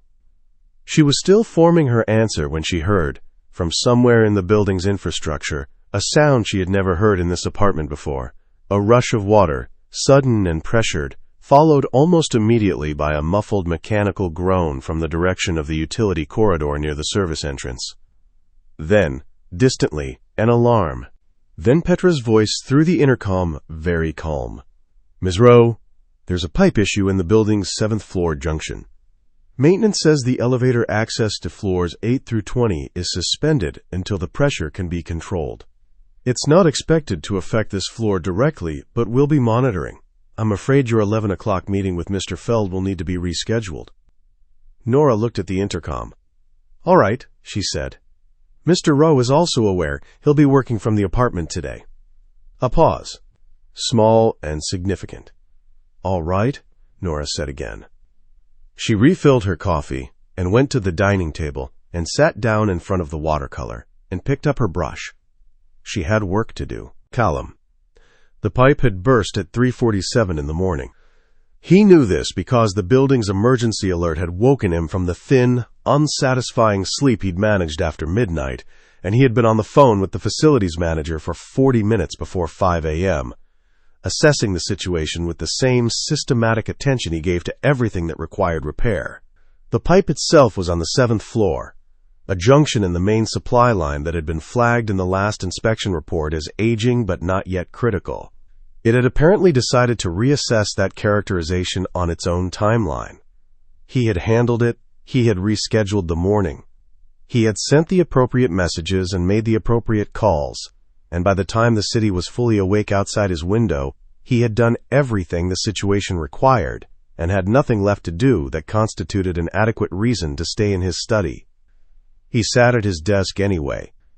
He thought about the message he had received at 3:17 in the morning, the one that had gotten him out of bed, and about the phone calls he'd made in the 2 hours since, and about what those calls had confirmed.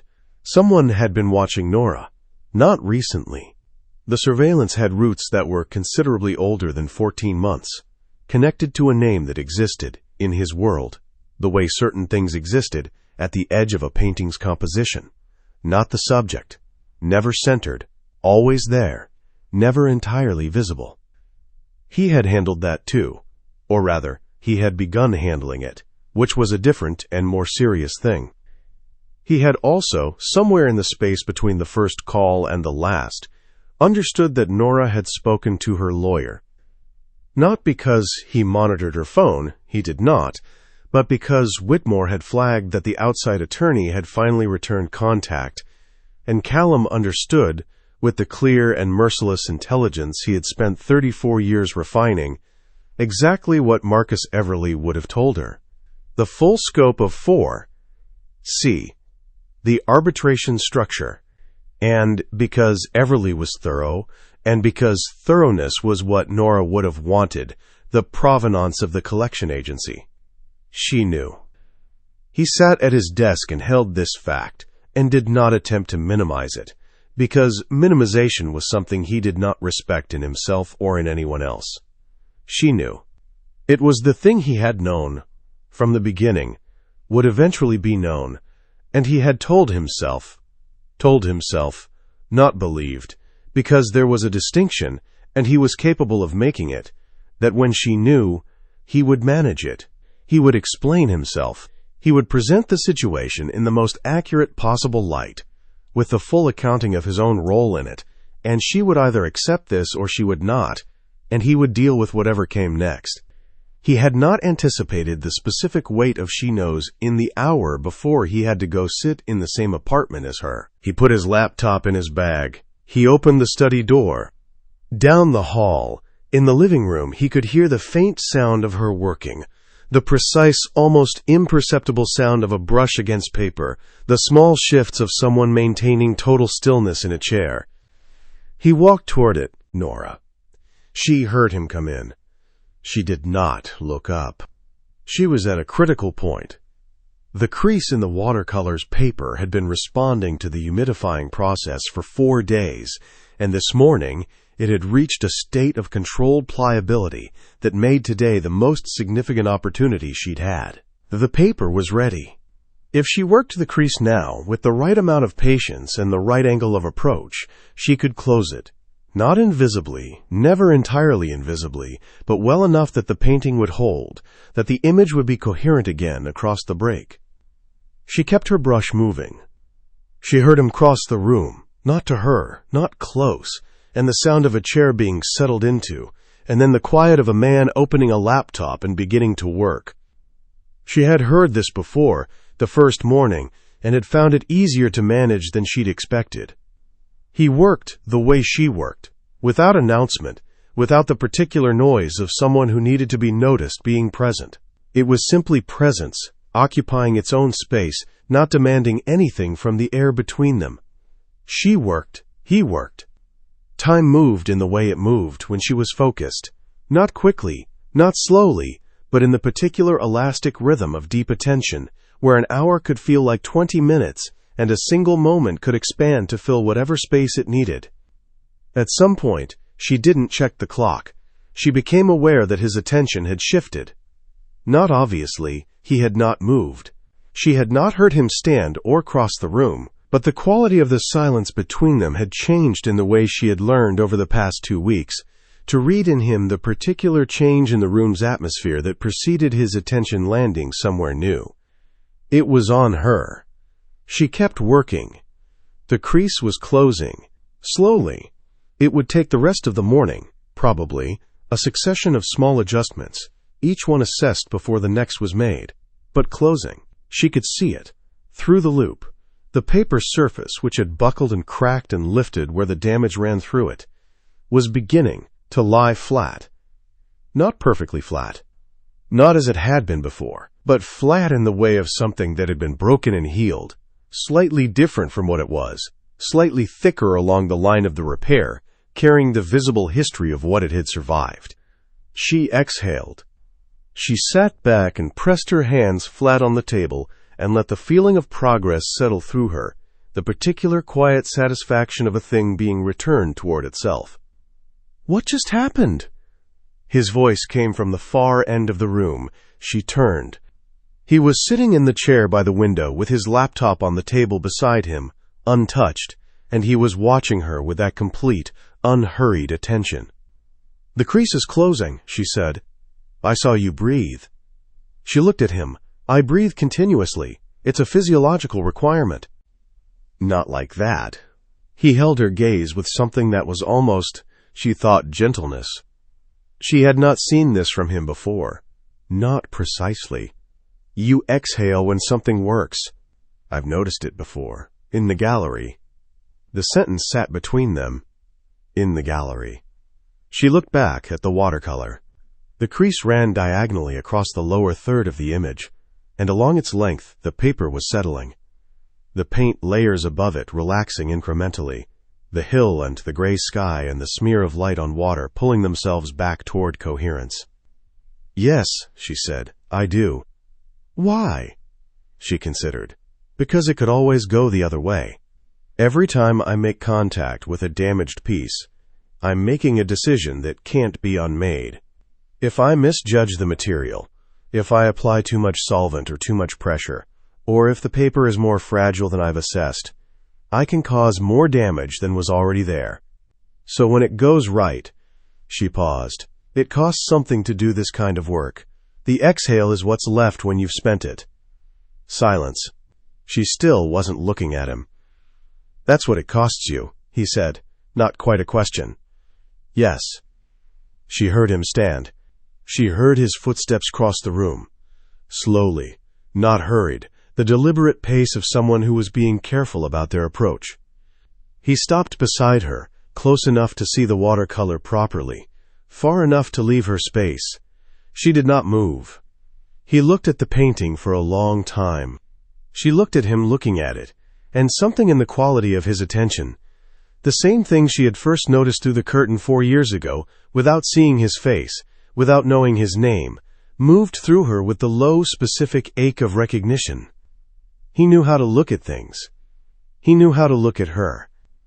"Do you always know," he said quietly, still looking at the watercolor, "when something can't be saved?" She turned back to the painting, the crease, the long diagonal line of damage, and the slow, patient work of closing it. "I've never found anything that couldn't be," she said. She felt, rather than saw his response, a stillness that was different from his usual stillness, heavier, as if the answer had landed somewhere in him that was not prepared to receive it. She picked up her brush. She kept working, Callum. He made lunch. It was not a significant act. It was 1 o'clock in the afternoon, and neither of them had eaten, and the refrigerator contained what Petra always ensured it contained, and he was capable of assembling the component parts of a meal. It was not significant. He made it anyway, and set 2 plates on the kitchen island, and said without going back into the living room, "Lunch." A pause. Then the sound of her setting her brush down. Then her footsteps. She sat on the stool across the island from him and looked at the plate. Bread, cheese, some cold roasted vegetables, a small bowl of the olive oil Petra, sourced from a producer in southern Italy that his mother had used, and then looked at him. "Thank you," she said.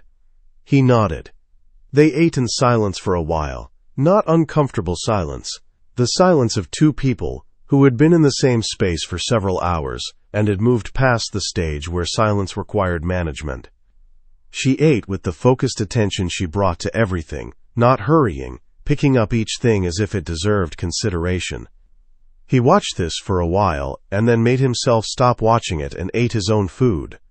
"I spoke to Marcus last night," she said. He set his fork down. "I know."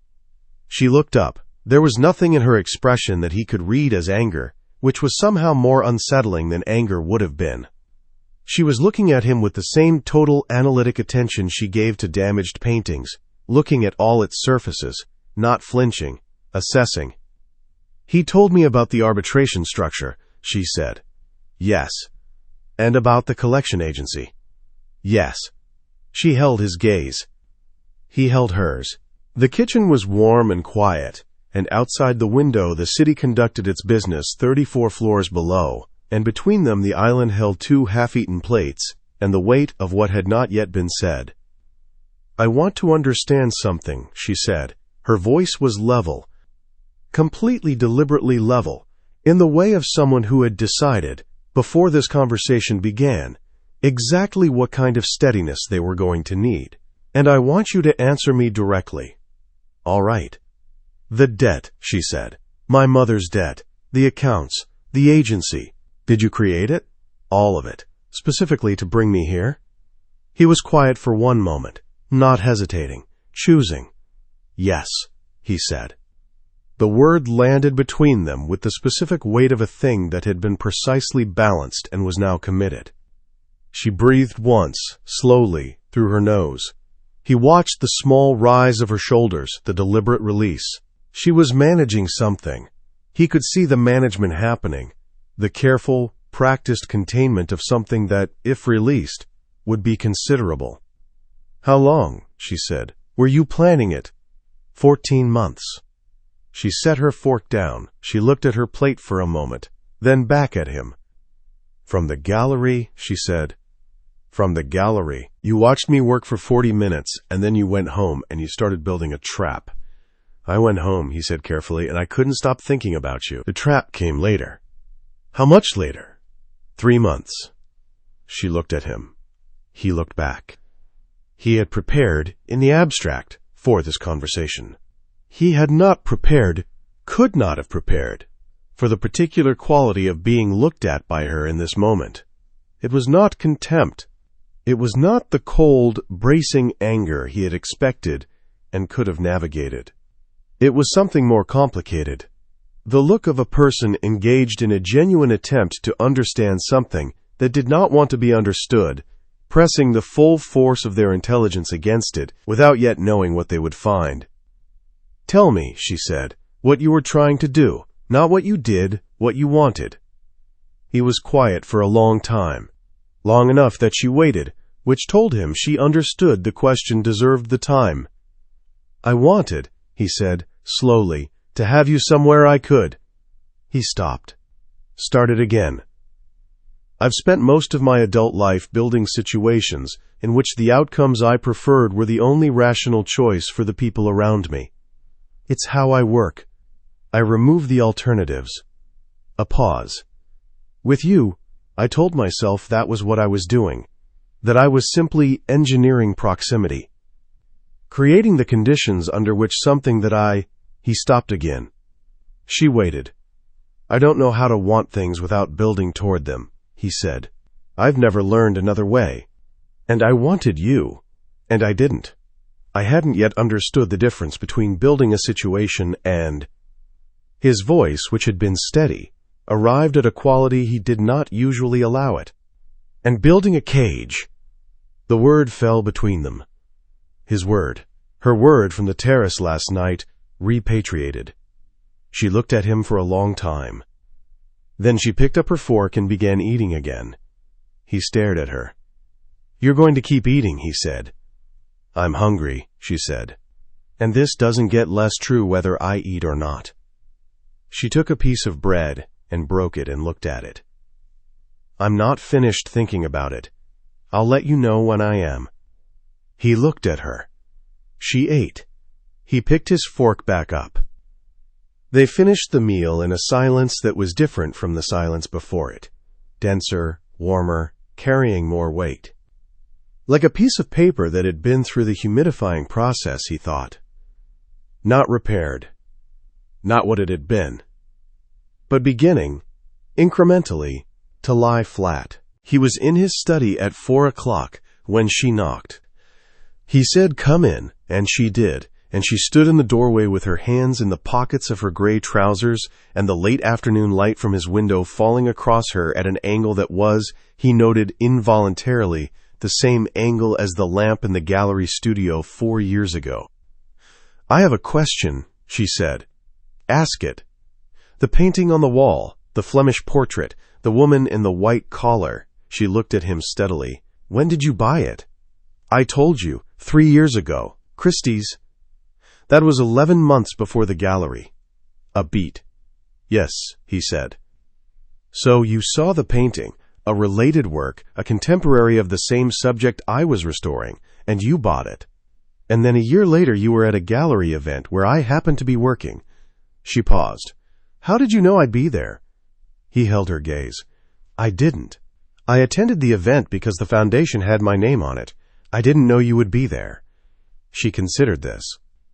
"But you knew about the restoration project," she said, after. "Yes." "And you connected the painting on your wall to the work you'd seen me doing." "Yes." "And that—" She stopped. Something in her expression shifted. Not dramatically, not with any external signal he could have pointed to, but with the internal quality of someone reaching the limit of what they're currently able to sit with. She breathed. "That's enough for today," she said. "I'll tell you when I have more questions." She turned to go. "Nora!" She stopped. She did not turn around. "There's something else," he said. "Something I need to tell you that isn't about the contract, or the agency, or anything I built. It's about why I came home last night and why I've been on the phone since 3 in the morning. A silence. She was very still. Someone has been watching you, he said. Not the way I was watching you, differently. I received information last night that someone has been, he chose his words with precision, has had an interest in your circumstances for considerably longer than 14 months, and not with intentions that resemble mine. Slowly, she turned around. Her face was very still, but her eyes, those steady, assessing, total eyes, had changed. Something in them that he had not seen before. Not fear, exactly, but the specific, alert quality of someone who has just understood that the threat they have been thinking about was not the only threat in the room. Who? She said. I don't have a name yet. I have a pattern, he held her gaze. I'm working on it. And until you have a name. Until I have a name, he said, you stay close. The phrase landed in the room. She had heard it before. On the terrace, the evening's instruction, the words that had sounded like a command. This time, they sounded like something else. Something that had moved, between then and now, across a considerable distance. She looked at him for a long time. All right, she said. She went back to her watercolor. He sat at his desk and stared at the wall and thought about the name he did not yet have, and the pattern he did have, and the specific shape of what someone who had been watching Nora Calloway for longer than he had would want with her. He thought about the debt, which had been easy to engineer because the original accounts already existed. He thought about why the original accounts had existed. He thought about who, other than him, had known what they would mean to her. At 7:14, his phone rang. A contact in the city's financial regulatory infrastructure, someone he had placed there carefully, who owed him considerably more than a phone call. He answered. He listened. He set the phone down on his desk when the call ended and sat with what he had just learned, and the silence in the apartment felt different now. Not the warm silence of shared space, not the loaded silence of their conversation at the island, but the specific quiet of a room in which someone has just understood that the situation is more dangerous than they believed it was. The original debt, the medical accounts, the insurance gaps, the specific institutions involved had not been created by him. He had found them. He had acquired the collection agency. He had used what already existed. But someone else had constructed the original debt. Someone who had known, more than 2 years ago, that the accounts would one day be leverage. Someone who had been building toward Nora Calloway for considerably longer than either of them had understood. He stood up. He walked to the end of the hall. She was at the dining table with her brush in her hand, and the lamp warm on the side of her face, and the crease in the watercolor's paper was almost closed now. Almost invisible, almost healed, carrying the ghost of what had happened to it but holding together. He stood in the doorway and looked at her, and she looked up. Tell me, she said, reading his face with the same precision she applied to paint surfaces. Whatever you just found out, tell me. He crossed the room. He sat down across from her.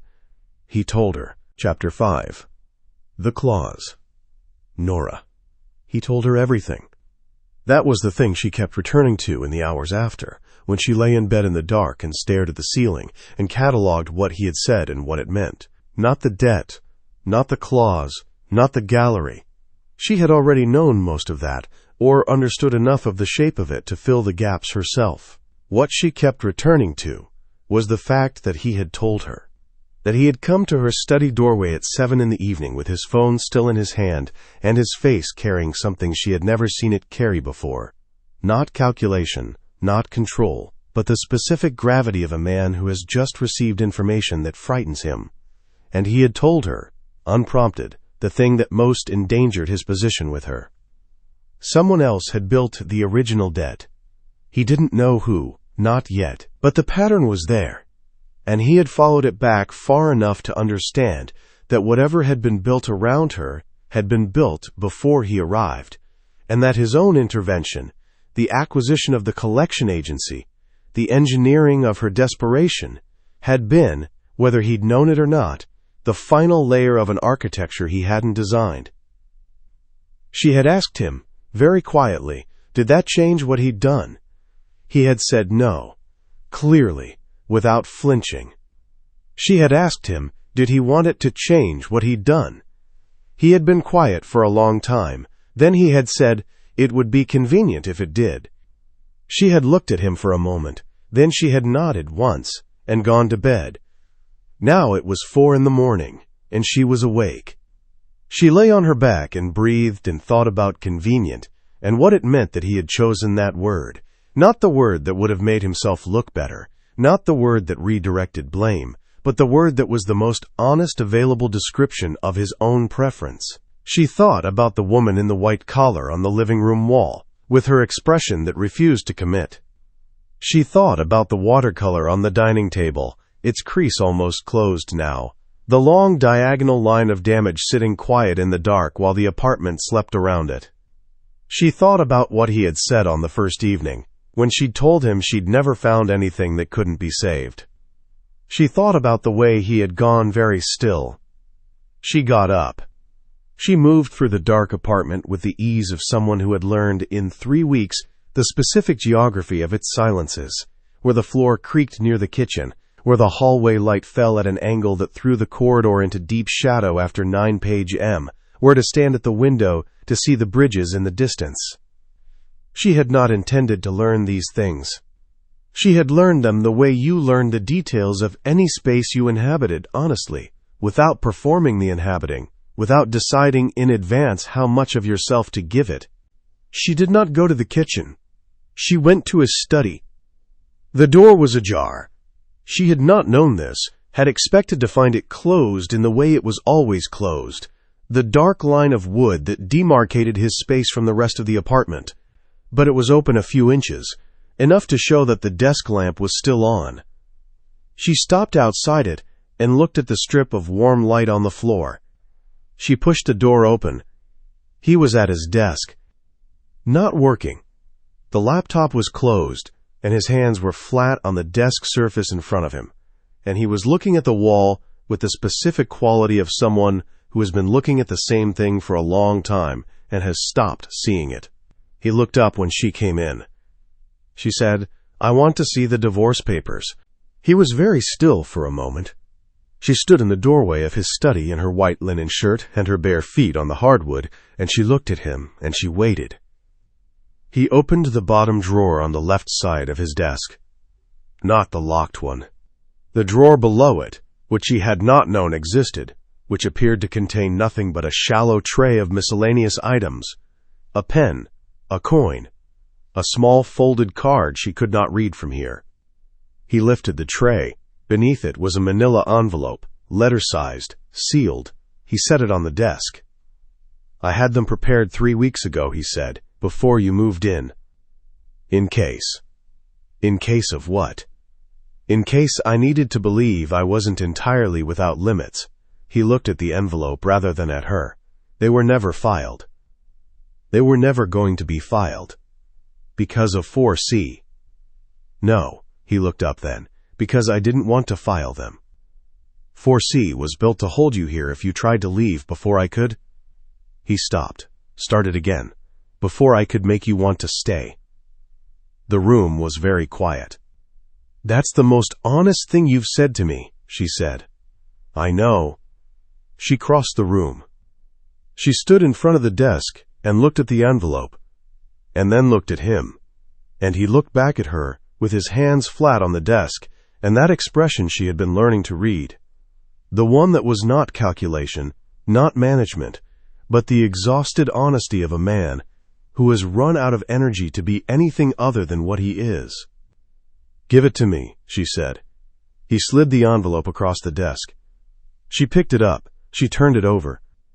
It was sealed with a strip of tape, not opened, not reviewed, as if he hadn't been able to make himself look at it after he'd had it prepared. She ran her thumb along the tape and felt the sealed edge and stood there for a moment just holding it. "You could file it," he said. "I would cooperate." "Why?" He was quiet for a moment. "Because 4C was built to prevent you from leaving before I explained myself. I've explained myself now. The clause was always about buying time. Not, he stopped, not about keeping you against your will. That was never what I wanted. What did you want? His jaw worked. Not the controlled, managed movement of a man composing himself. The actual working of a jaw. The tension that lives in the hinge of it when someone is trying to make themselves say something that does not have a safe form. I wanted, he said, for you to be somewhere I could see you. I wanted to be in the same room as you and not have to account for why that mattered. I wanted a pause. I have spent a considerable number of years not understanding why I do the things I do at a level below strategy. I understand now. I didn't understand then. She looked at him. He looked back. Go pack, he said. If you want to leave, I'll arrange. I'm not packing, she said. He blinked. Something shifted in his face. Not relief. Not yet.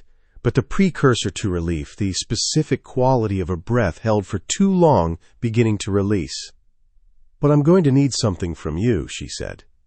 Tell me. She set the envelope on the desk between them. I need you to show me what you built. All of it. I need to understand the whole shape of it. Not to forgive it, not yet, but to look at it directly, the way I look at damaged paintings, without deciding in advance what it means. He was quiet for a moment. All right, he said.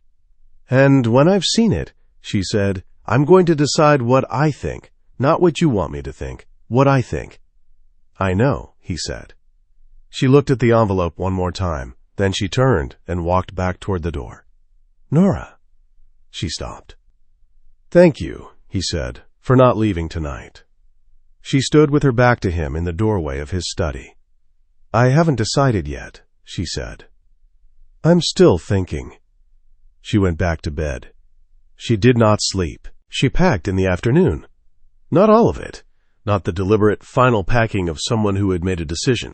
She packed the bag she always kept ready when she was on a long commission, the one that lived under her work table and contained 2 changes of clothes, her travel kit, her loop, and her emergency brushes, her phone charger, the small folded photograph of her mother she had carried in her wallet since the funeral, the things that needed to come with her if she left quickly, the things that constituted the irreducible minimum of herself. She did this methodically, without drama in the early afternoon while Callum was on a call she could hear, distantly, through his closed study door. She did not announce that she was doing it. She did not tell herself definitively that she was leaving. She told herself she was preparing, the same way she prepared for difficult restorations by laying out all her tools before she decided which she would need. Option maintenance. She packed the bag and set it by the foot of her bed. Then she looked at it for a while. She had lived out of a bag, on and off, for most of the past 4 years, moving between commissions, between her old studio and her mother's hospital room, and the various institutions and private collections that had hired her. She was good at readiness. She had made a practice of it.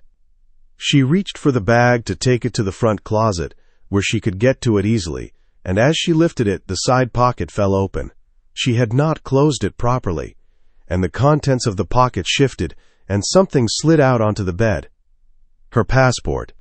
She had not opened the bag in some time.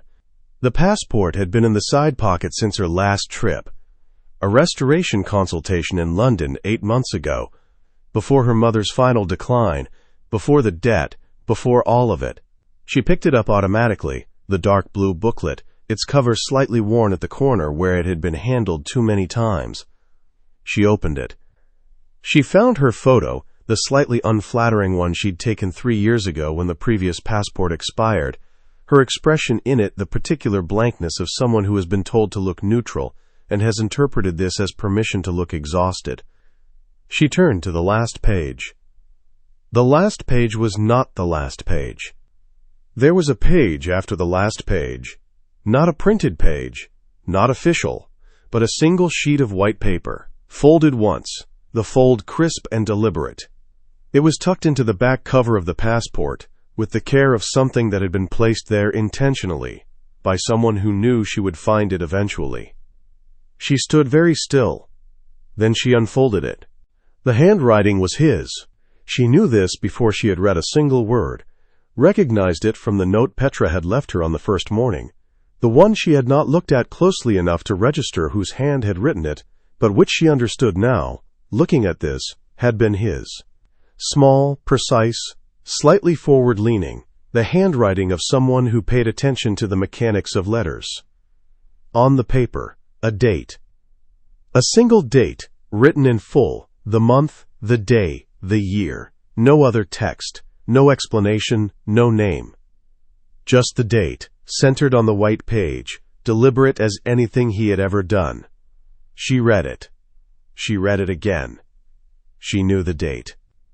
She knew it the way she knew the date of her mother's diagnosis, and the date of her death, and the date she had first signed her name to a restoration contract and understood that this was what she was.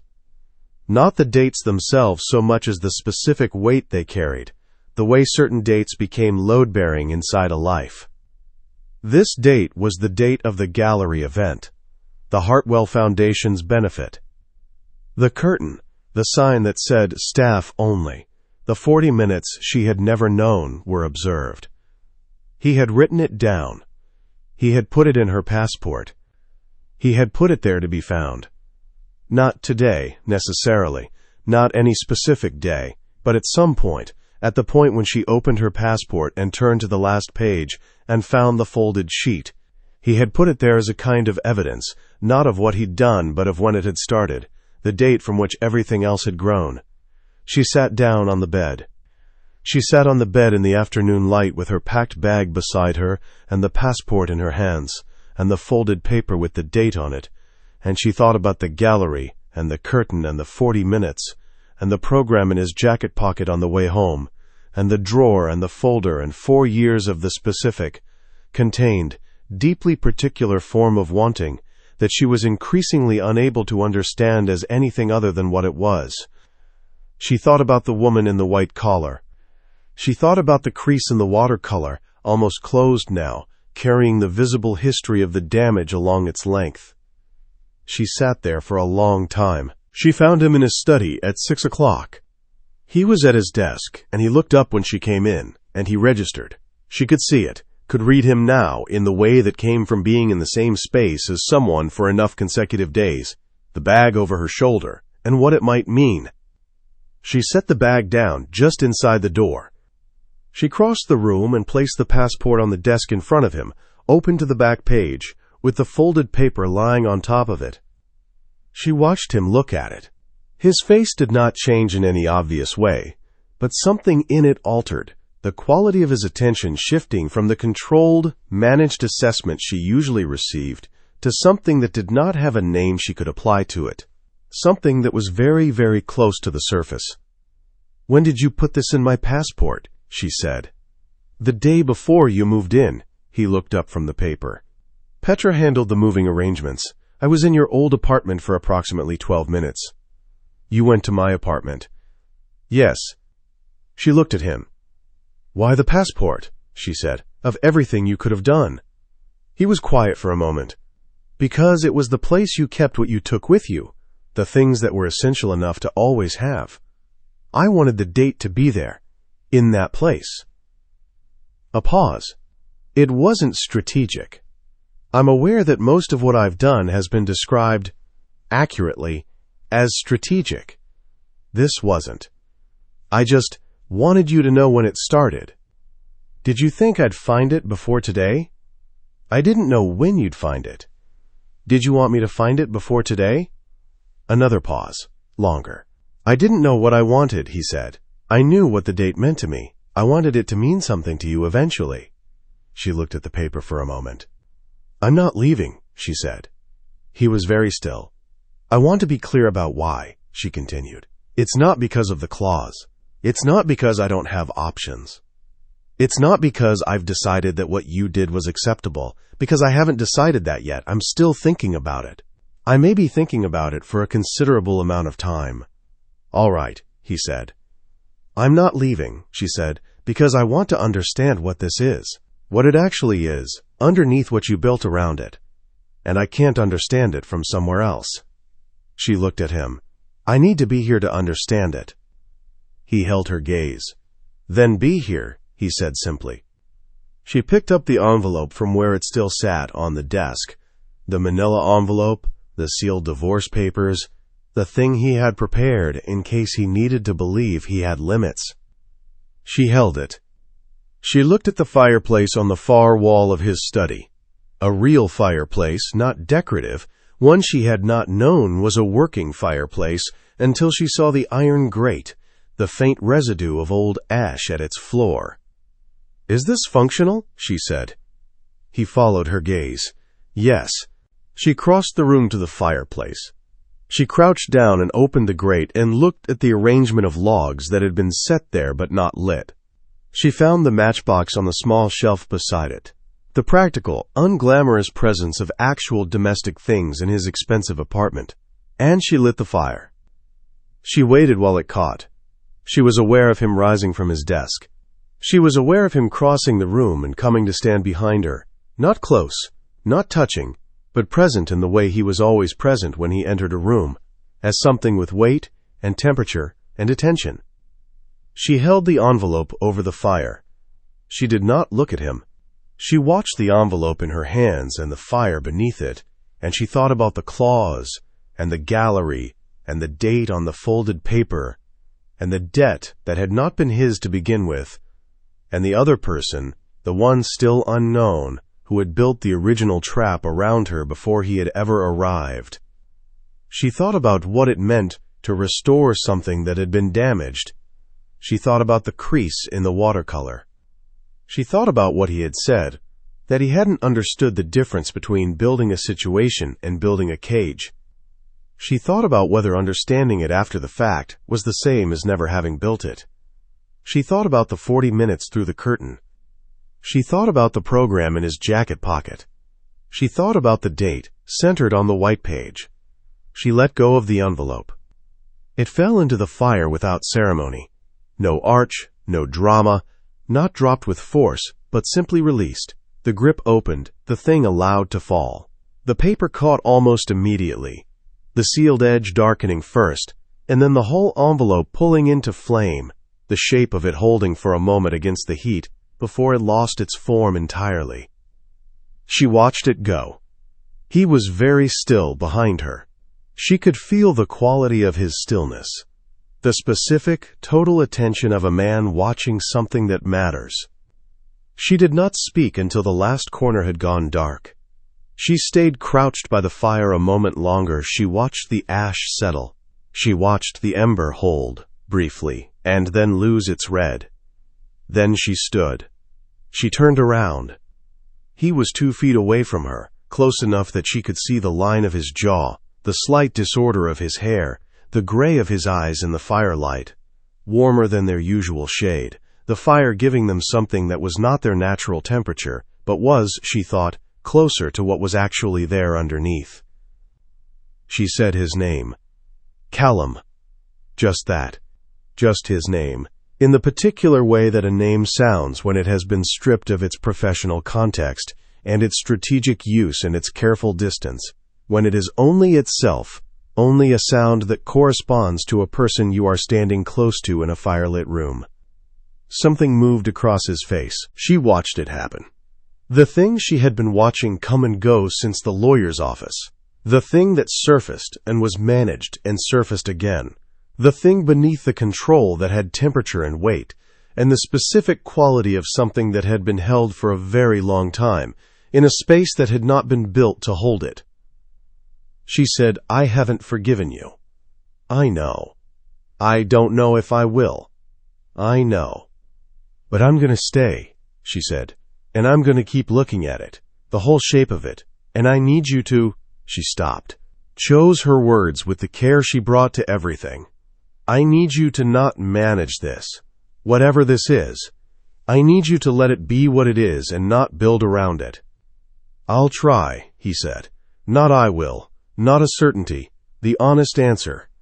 She looked at him. He looked at her. The fire settled behind her, the logs shifting against each other with a small sound, the light on the wall moving. She took one step toward him.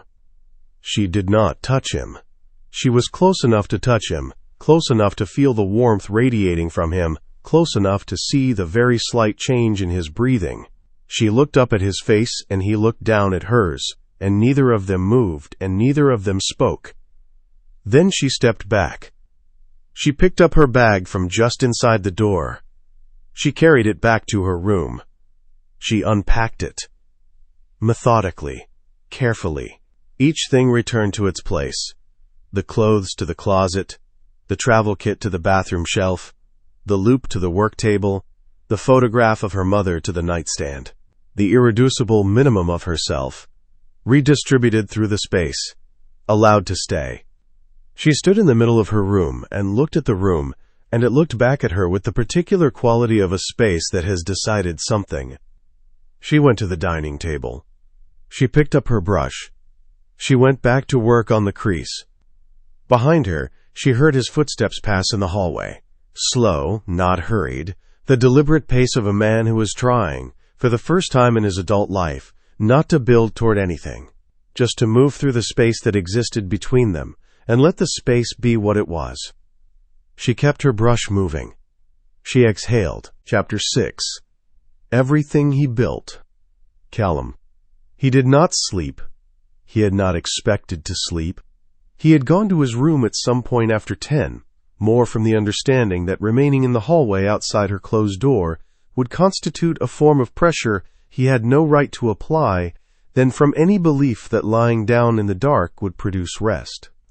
He lay on top of the covers and looked at the ceiling and listened to the apartment being quiet around him. She had burned the papers. He kept returning to this fact, the way you returned to something you needed to examine from multiple angles before you understood what it was.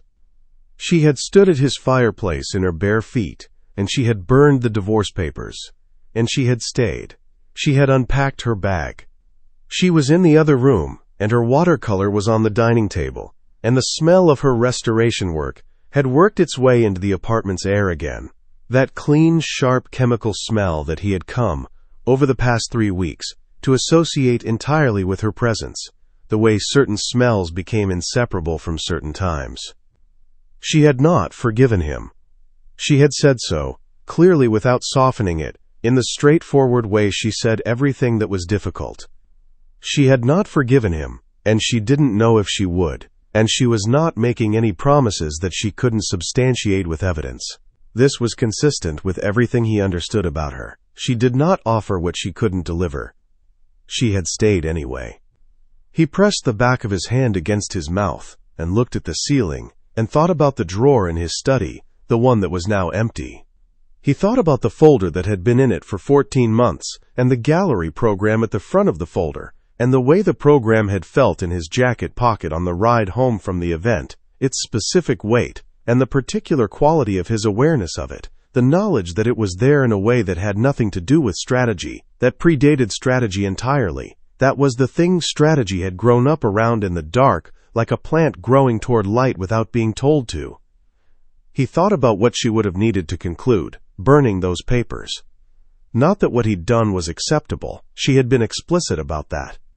Not that she trusted him, or that she had moved past the particular betrayal of the debt, the manufactured urgency, the fear he had used, or that she was in any way finished thinking about what all of it meant, and what it said about him, and what, if anything, could be made of someone who had done what he'd done. She had stayed because she needed to understand it. She had said that too, because she couldn't understand it from somewhere else. He lay in the dark and he thought about this for a long time. At 4 a.m. he got up. He went to his study, not to work, not to the locked drawer, which was now empty anyway, but because the study was where he thought most clearly, where the particular quality of the quiet was most his own. He sat in the chair by the window and looked out at the city, and he did something he almost never did. He examined himself without the buffer of strategy, without asking what the situation required, without framing his own behavior in terms of its outcomes or its logic or its defensibility. He simply looked at what he had done and what it meant about what he was. The examination was not comfortable. He had built the debt.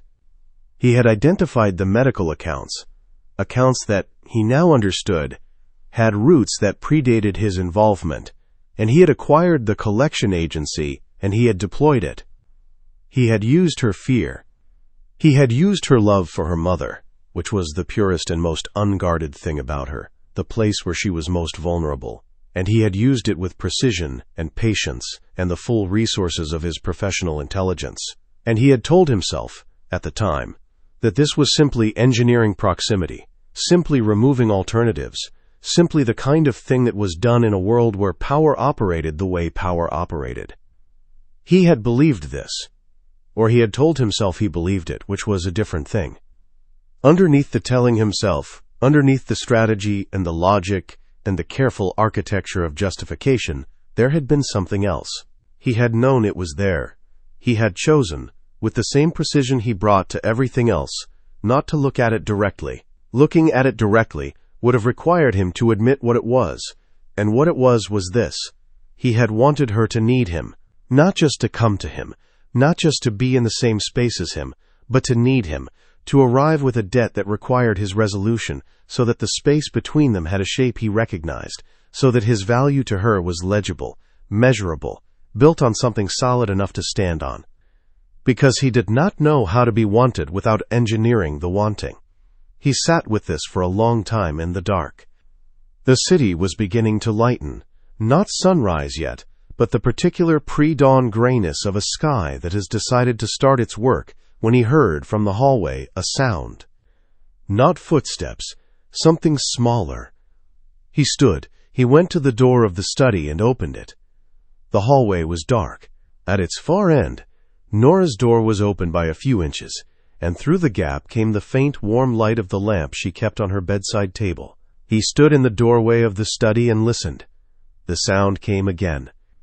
He understood, with the particular clarity that came from paying close attention to a person for 3 weeks in a confined space, what it was. She was crying, not loudly. She was not the kind of person who cried loudly, the same way she was not the kind of person who expressed any strong feeling with volume or display. It was quiet, controlled crying, the kind that happened when someone had decided to let themselves feel something and was managing it with the same steadiness they brought to everything else. He could barely hear it. He would not have heard it if he hadn't been standing 6 feet from her door. He stood in the hallway, and he did not move. He understood with complete clarity that he had caused this. Not the fact of her grief. She carried grief that predated him, and the loss of her mother, and the specific exhaustion of having managed the past year of her life with the precision of someone who cannot afford to fall apart. But the fact of it happening now in this apartment at 4:30 in the morning, after a night in which she had burned papers that represented her only legal route out of a situation he had built around her, he had caused that. The timing of it, the particular weight it carried tonight. He stood in the hallway. He thought about all the times he had stood outside her door and not knocked. All the times the control had held because holding the control was what he knew how to do, was what he had done for 34 years, was the thing that constituted the only reliable strategy he possessed. He walked to her door. He knocked. A long silence from inside. Then, "Come in." Her voice was steady. Of course it was. She was Nora Calloway, and she managed her own responses with the same attention she managed everything. And she had heard his knock, and she had made a decision before she answered, and the decision was yes, and so the voice was steady. He opened the door. She was sitting on the edge of the bed with her knees together and her hands folded in her lap, wearing the white linen shirt she always slept in, her hair loose and slightly disordered from whatever attempts she had made at sleep. The lamp was on, warm and low. Her face was wet. She had not wiped it. She had not had time to wipe it, or she had decided not to. He was not sure which, and understanding the distinction mattered to him, which was itself a new quality of attention, a new form of caring about the small things that told you what the large things were made of. He crossed the room. He did not sit beside her. He went to the small chair in the corner, the chair that faced the window, that had held in the 3 weeks since her arrival, the specific accumulation of things she draped over it at the end of each day, the linen shirt she didn't wear anymore because she wore it to sleep in, a scarf, the small notebook she made sketches in when she was working out a restoration plan. He moved the scarf and sat down. She watched him do this. She did not speak. He said, "Tell me what you're thinking." She looked at her hands. She breathed. "I was thinking about my mother." He waited. "She died in March," she said, 7 months ago. The last year was—" She paused. "The last year was very long. There were good days and there were bad days, and the bad days had a particular quality toward the end, a kind of clarity that I wasn't prepared for. She knew what was happening. She had always been. She was a practical person. She didn't pretend." Another pause. "In the last month, she asked me twice to promise her that I would be all right. Not happy. She didn't say happy. She said all right." He said nothing. He was paying total attention. "I told her yes," Nora said. "I told her I would be all right. And then I spent the next 6 months being—" She stopped. The corner of her mouth moved slightly, something that was not quite a smile, and was not quite its absence. "I spent the next 6 months being exactly what she would have recognized as all right. I worked. I paid the bills. I managed." She looked up at him. "And then the collection agency," she said. "And then the contract. And then here." "Yes," he said. "The thing that's making me cry," she said, with the directness that was simply her, that he had understood from the beginning was not performed, but was the fundamental character of her engagement with the world, "is not what you did. Or not only that. It's that I'm here. That I've been here for 3 weeks and I've been—" She looked down again. "I've been more present than I've been anywhere in a year. In this apartment that isn't mine, with this watercolor that isn't mine, with you." A beat. "That frightens me more than the debt did." The room was very quiet.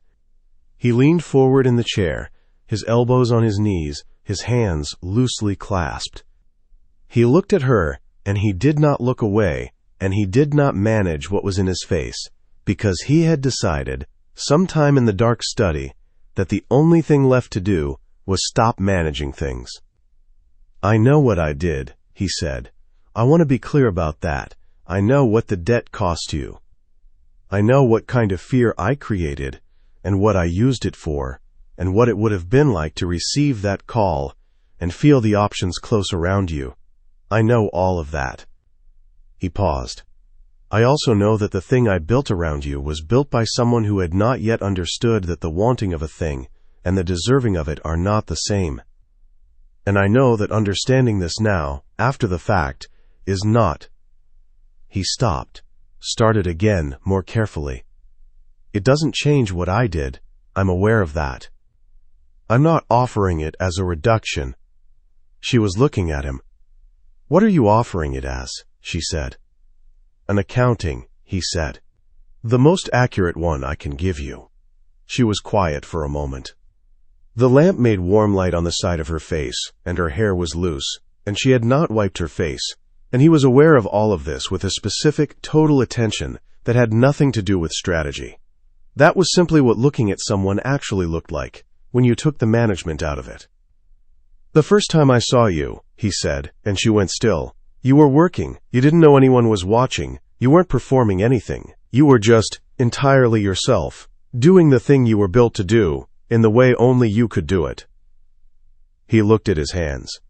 I had not seen that before. Someone being entirely themselves without any concession to the fact of being observed.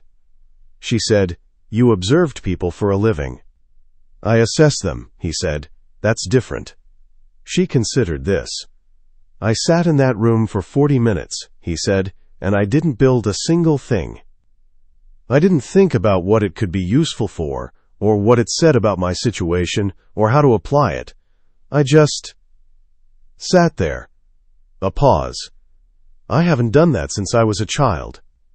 Just sat somewhere and experienced something, without immediately converting it into a position." Her face had changed. He could see it changing, not dramatically, not with any visible signal he could have pointed to, but the way a painting changed when you moved the light source, when the particular angle of illumination shifted and the thing that had been in shadow came forward, and the thing that had been the most prominent feature receded slightly into the warm, complex middle ground. "What did you experience?" she said. Her voice was very quiet. He looked at her for a moment. "Something I didn't have a word for," he said. "I still don't." She held his gaze. He held hers. Something in the room had changed, not dramatically, not irreversibly, but in the way of a structural shift, quiet and definitive, the floor settling, the painting that had been slightly off-center finding its level. She stood up. For a moment, he did not understand what she was doing. She crossed the small room to the window and stood with her back to him, looking out at the city, coming into its pre-dawn gray, her arms crossed loosely at her waist. "My mother would have found this very funny," she said. He waited. She had very specific opinions about people who built things around other people instead of asking for what they wanted. A pause. He could hear something in her voice that was not quite humor, but was adjacent to it, the sound of grief and recognition arriving in the same breath. "She would have had opinions about you. I imagine they would have been accurate," he said. She almost made a sound then, not a laugh. Something smaller, warmer. She pressed it flat. "She would have been right," she said, "and she would also have liked you," which would have annoyed her extremely. He said nothing. He watched the line of her shoulders in the window's gray light, the slight shift of her breathing, the way she stood with the particular quality of someone who has let down a weight they've been carrying for so long they've stopped noticing it as separate from themselves. "I'm still thinking," she said, "about all of it. I haven't stopped." "I know. I need you to keep being honest with me," she said. Even when the honest answer makes you look worse, I need you to not reach for the version that lands better." "I'll try," he said. Again, not "I will." The honest answer. She turned around. She looked at him in the chair, and he looked at her from it, and the lamp made warm light between them, and the city was beginning to lighten beyond the window, almost imperceptibly, the first suggestion of a sky deciding to become itself again. "Go to sleep," she said. "You should too." "I will." She looked at him. "Thank you for knocking." He stood. He crossed the room to the door. He stopped in the doorway and looked back at her, still standing by the window, her face wet and steady, and entirely her own. "Nora." "The name," he said. "The date I put in your passport." A pause. "I need you to know it wasn't a strategy. Nothing about it was." She looked at him for a long moment. "I know," she said. He went back to his room. He lay down. He slept. He woke at 7:40. This was unusual. He could not remember the last time he had slept past 6:30. He lay for a moment in the unfamiliar quality of having slept past the city's waking, the sounds of it already fully underway outside his window. Traffic, voices, the particular mid-morning register of a city that has been awake for hours. He got up, he went to the kitchen. She was already there. She was at the kitchen island with 2 cups of coffee and the newspaper that Petra left each morning, and she was reading it. Not the art section, the front page, her eyes moving across it with the same total attention she gave to everything. She had showered. Her hair was still slightly damp at the ends. She was wearing her own clothes, the gray trousers, a dark blue shirt he had not seen before. She looked up when he came in. "There's coffee," she said. "Thank you." He poured a cup and stood at the island across from her and did not sit down, because sitting down felt like a claim on the morning that he had not yet earned. She went back to the newspaper. He drank his coffee and looked at the city through the window. After a while she said without looking up, "The pipe on the 7th floor is fixed." "Good." "The building's management sent a letter. Petra will have handled it." "She did. I saw her this morning." A pause. "She made me a list of grocery items she's planning to order and asked if I had preferences. I told her I preferred buying my own groceries." He looked at her. "What did she say?" "She wrote that down too. She turned a page of the newspaper. "She is a genuinely formidable person." "Yes." "Did you tell her to ask me about preferences?" He was quiet for a moment. "No." She looked up. She looked at him for a moment with that total, assessing attention, the kind that checked the surfaces of a thing for damage before deciding what treatment it required. Then she looked back at the newspaper. "All right," she said. He finished his coffee. He set the cup in the sink. He turned to go to his study. "Callum!" He stopped. "Sit down," she said. She had not looked up from the paper. "Have breakfast." "You didn't eat last night, and neither did I." He stood for a moment. Then he pulled out the stool across from her and sat down. She set the newspaper aside. She got up and went to the refrigerator and examined it with the purposeful attention of someone approaching a restoration problem, the whole composition before any individual element. She took out eggs, a wedge of hard cheese, some herbs Petra grew in the small pot on the kitchen windowsill. She cooked without asking him anything. She cracked the eggs with one hand, which he noted, the casual competence of someone who had done this 10,000 times and found no part of it worth performing. She did not narrate what she was doing.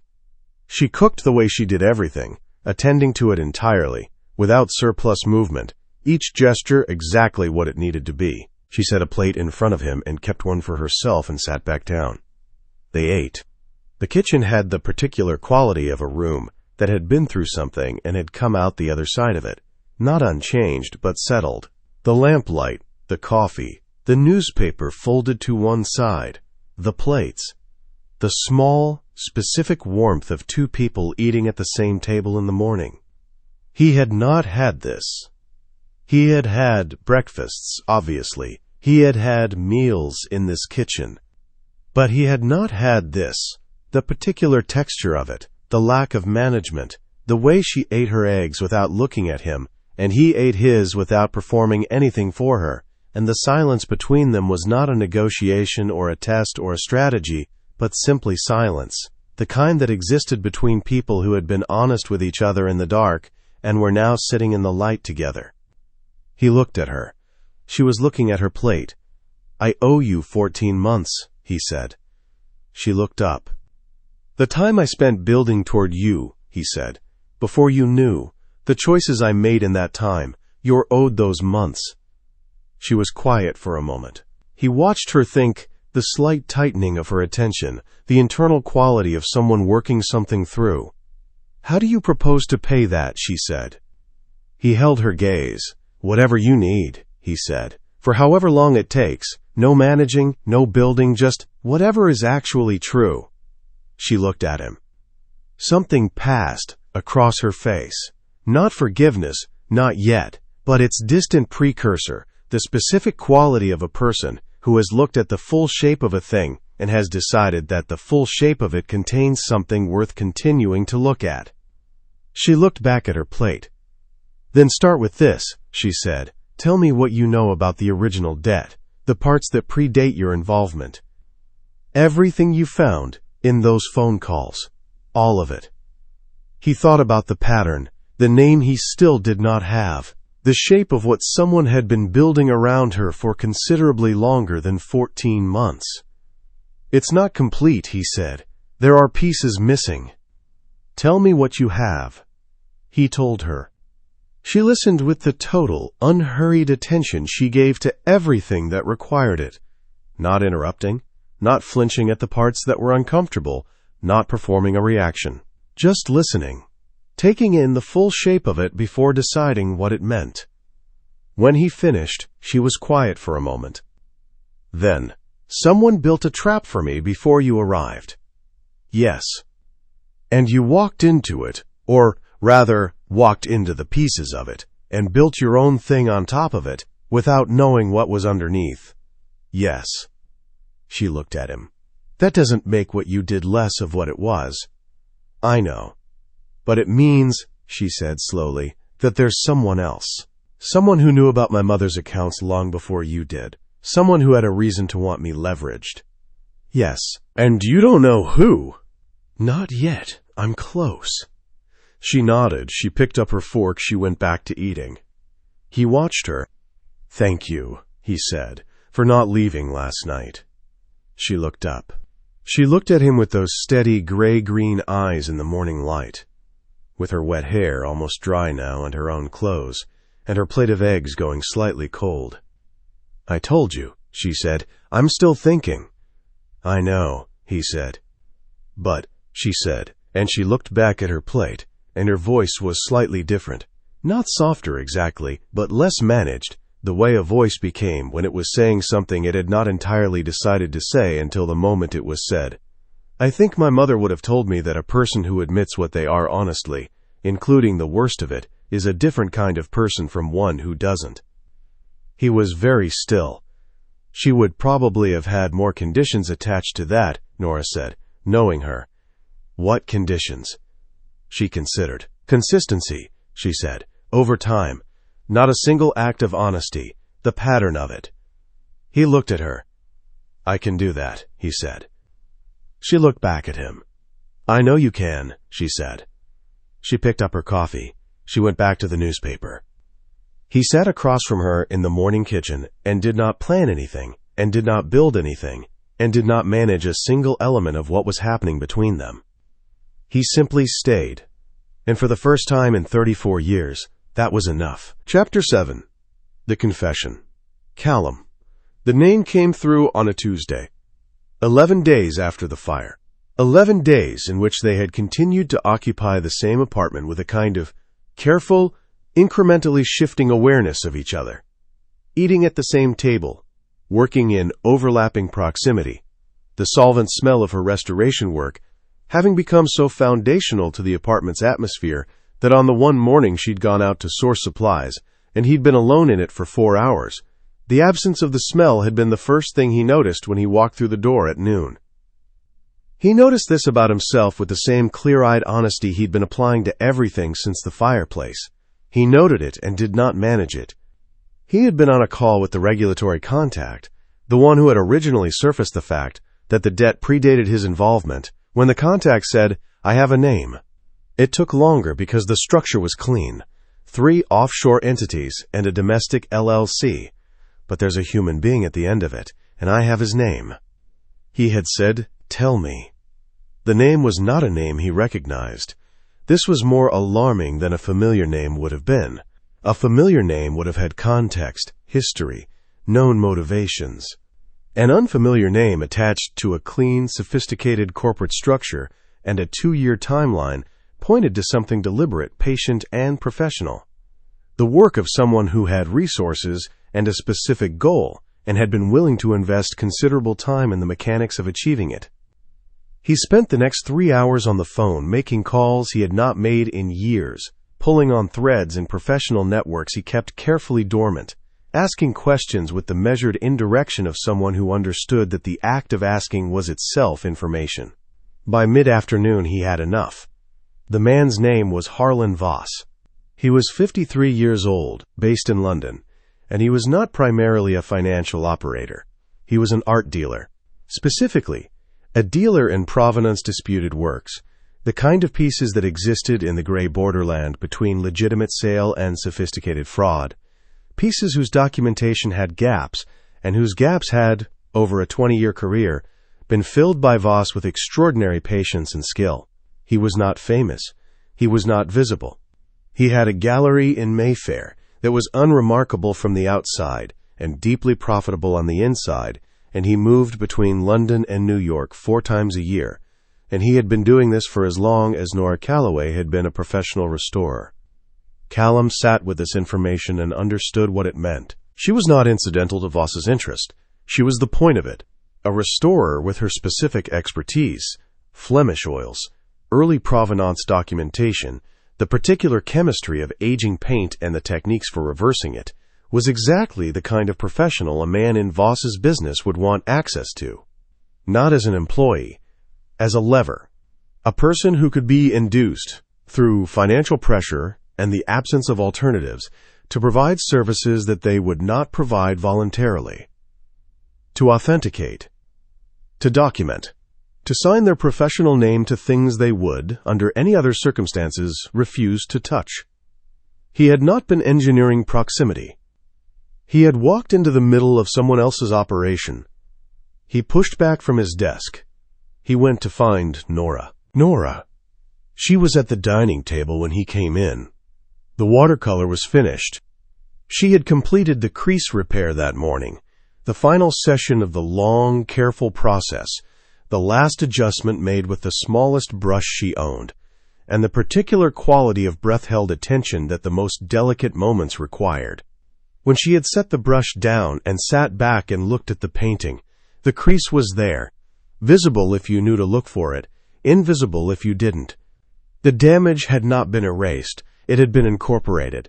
The painting was what it was now, carrying the evidence of what had happened to it, and the evidence did not diminish it. She had sat with this for a while. She was still sitting with it when Callum came through from the hallway, and something in the way he moved, not hurried, but purposeful in a different way from his usual purpose, the way of someone carrying information that has weight, made her set her brush down before he had crossed the room. "Sit down," she said.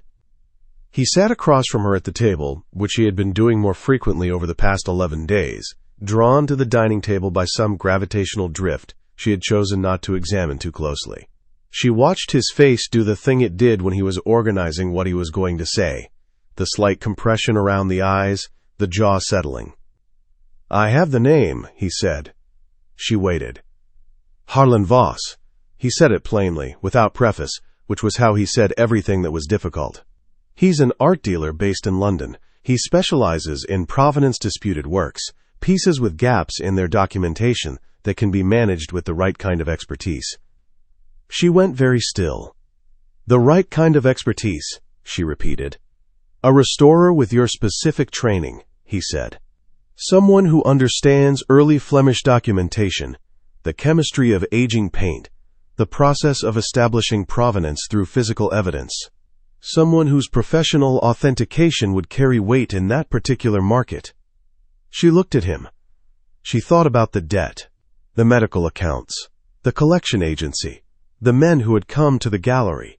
She thought about the voicemail, alternative collection methods, and the particular way the men who had delivered it had looked at her, not the look of someone who wanted money, but the look of someone who was measuring the dimensions of a thing they intended to acquire.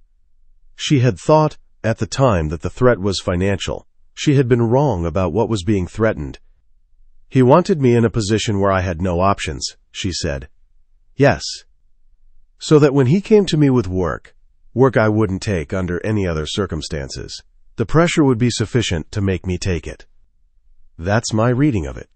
She was quiet for a moment.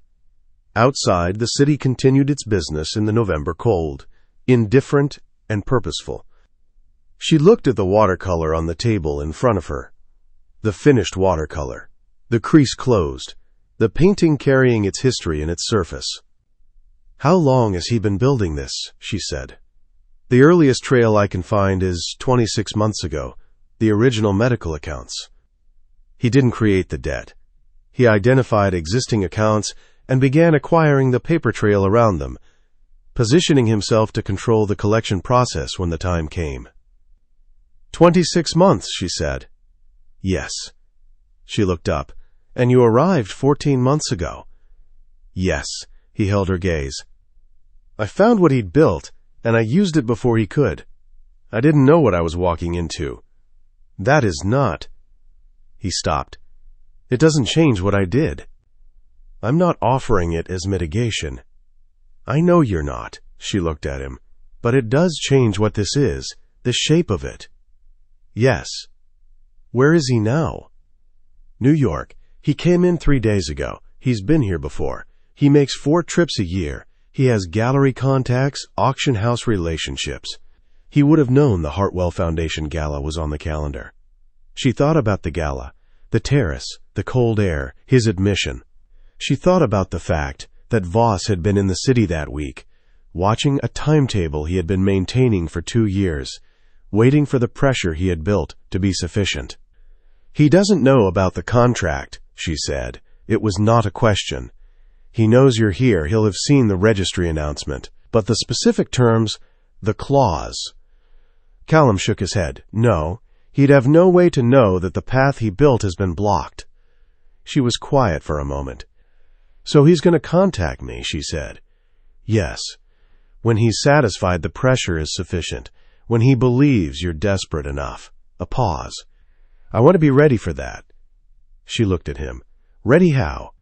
He was quiet for a moment, the particular quiet of a man choosing between the version that sounded like strategy and the version that was simply true. She had been watching him make this choice over the past 11 days, with increasing frequency. He was getting better at landing on the true version. Not always, but more often. "I want to be between you and whatever he does next," he said. "Not behind you, not directing, between." She held his gaze. "All right," she said. "Nora." The call came on Thursday morning. She was at her old studio. She had kept it, the narrow room above the framers on East 72nd, the space with the north-facing window and the smell of turpentine that had been the primary geography of her professional life for 4 years. She went there on Tuesday and Thursday mornings to work on commission pieces, maintain her tools, exist in a space that was undeniably hers. Callum had not suggested she give it up, and she had not offered to. The number was unfamiliar. London prefix. She answered it because she had been expecting something, though she had not known what form it would take. The voice was smooth, professional, the kind of voice that had been trained in the specific register of expensive reassurance. He introduced himself as an associate of Mr. Harlan Voss's gallery, and he said that Mr. Voss had recently come into possession of a piece that required some expert attention, and that her name had been recommended by several members of the conservation community as someone with particular expertise in the relevant period, and that he wondered if she might be available to come in for an initial consultation. She said, "I'm not taking commissions at the moment." A pause, brief, managed. "I understand. This would be compensated significantly above the standard consultation rate. Mr. Voss is very eager to work with someone of your specific background." "I'm sure he is," she said. Another pause. She could feel the recalibration happening on the other end, the voice adjusting its approach, deciding how much of the pressure to make visible. "Miss Calloway," the voice said, and the register shifted slightly, not to threat but to the edge of it, the place where professional courtesy began to have a different quality underneath. "Mr. Voss has been aware of your situation for some time. He's very interested in being helpful. He believes, and I think you'll agree when you speak with him, that your current circumstances and his professional needs are a natural fit." She said, "Please give Mr. Voss my regards. I won't be in touch." She ended the call. She sat for a moment in her studio with the phone on the work table and the north light coming through the window and the smell of turpentine around her, and she breathed, and she thought about the voice and what it had not said but had meant, and then she picked up her phone and called Callum. He answered before the second ring. She told him what had been said. She was precise about it, the exact phrasing, the register shifts, the implication in current circumstances. He listened without interrupting. When she finished, he was quiet for a moment. "He'll try again," he said, more directly. "I know. I want you to come home." The word 8 days landed between them on the phone line with the particular weight of something neither of them had used before in this context. She noticed it the way she noticed things that mattered, completely, without announcing the noticing. "I'm finishing something," she said. "An hour. I'll come to you." She looked at the studio. The work table, the window, the accumulated tools of her professional life, arranged in the order she always kept them. This was her space. She had not had anyone come to it in a long time. "All right," she said. Callum. He had been to this address once, 14 months ago. A Tuesday in September, 11 in the morning. The specific quality of early autumn light on East 72nd Street. He had stood on the pavement for approximately 4 minutes before going in. Not from hesitation, he had told himself then, but from the particular discipline of someone who had learned that the impulse to do something and the wisdom of doing it were worth separating. And then he had gone in and spoken to the framers on the ground floor and confirmed that the studio above was occupied by a private conservator, and then he had left. He had not gone up. He had filed the address and walked back to his car and driven to a meeting and not thought about it again with any productive outcome, which was to say, he had thought about it continuously. The framers recognized his name when he gave it at the desk. Nora had apparently told them to expect him. He took the narrow stairs to the second floor and knocked on the door at the top. She opened it almost immediately. She was wearing her work clothes. The clothes she wore when she wasn't performing anything for anyone, the slightly worn trousers, and the shirt with the rolled sleeves, and the faint stain on the left cuff that she had mentioned once, was cadmium yellow and had been there for 2 years.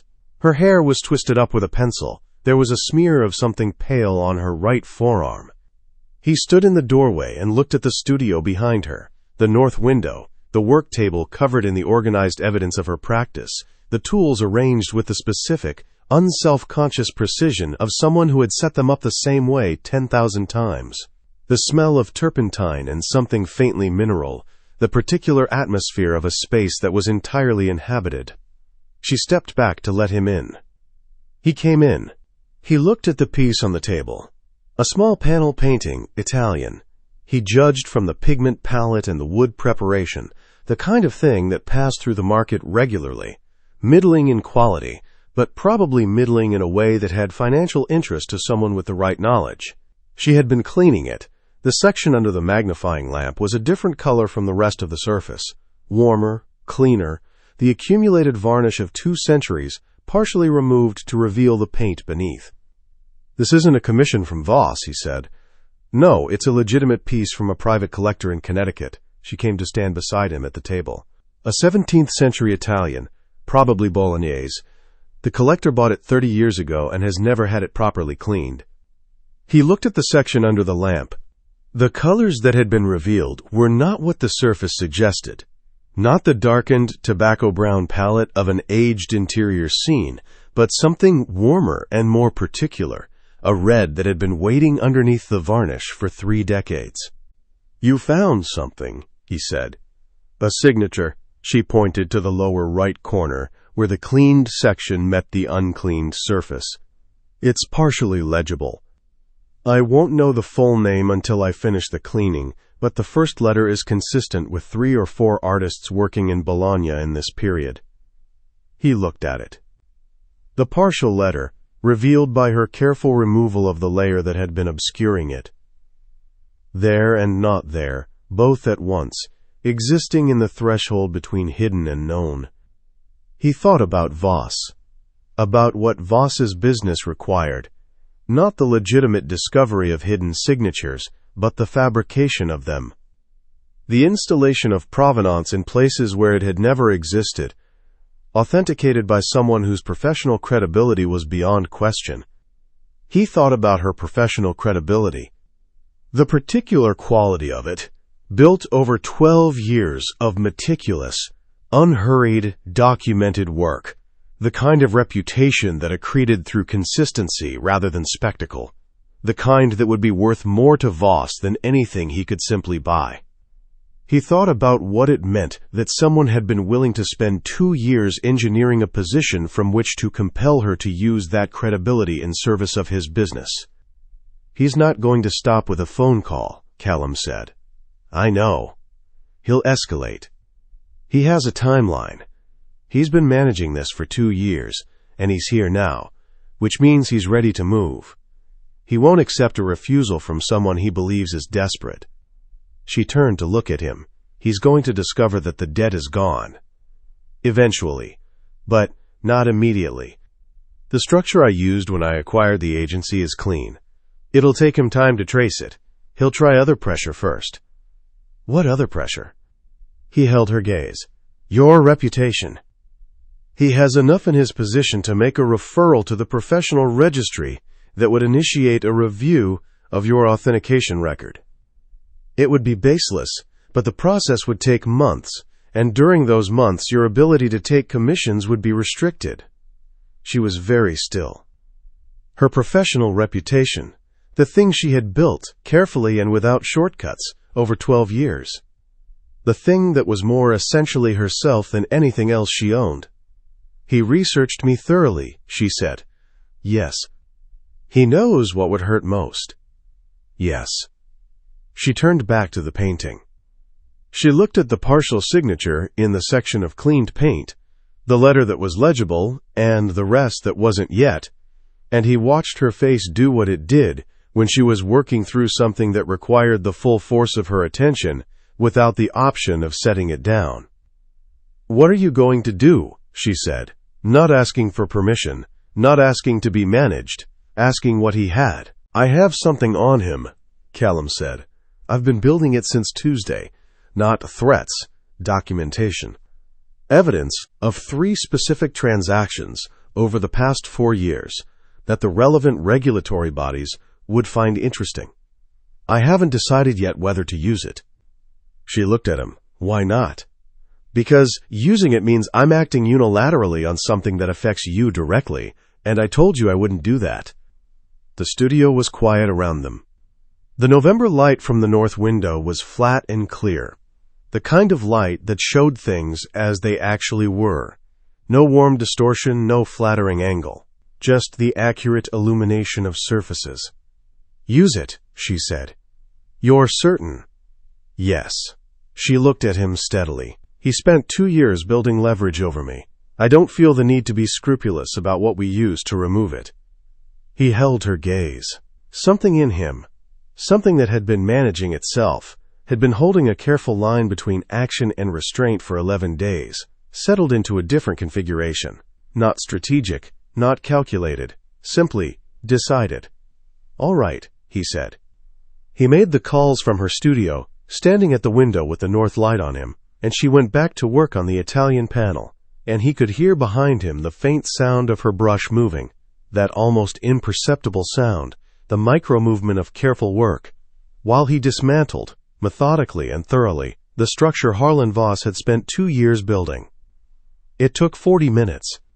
When he was done, he stood at the window for a moment and looked out at East 72nd Street, at the particular quality of afternoon light on a November city, and he listened to the brush moving behind him, and he thought, "This is what I should have done 14 months ago." Found her, "Come here," knocked on the door. He turned around. She was looking at the painting under the lamp, the loupe pressed to her eye, entirely absorbed. She had not been watching him work. She had trusted him to do what he'd said he would do, and had gone back to her own work. And the quality of that trust, not performed, not strategic, simply extended, moved through him with the specific weight of something he had not been given before, and understood, in this moment, that he had spent his entire adult life engineering substitutes for. She set the loupe down. She looked at the partial signature. "It's a G," she said. "Definitely a G." He crossed the room to the table and looked where she was pointing, the letter, revealed by her careful work, sitting at the edge of what was known. "Guercino," he said. "Possibly." She looked up at him. He was very close.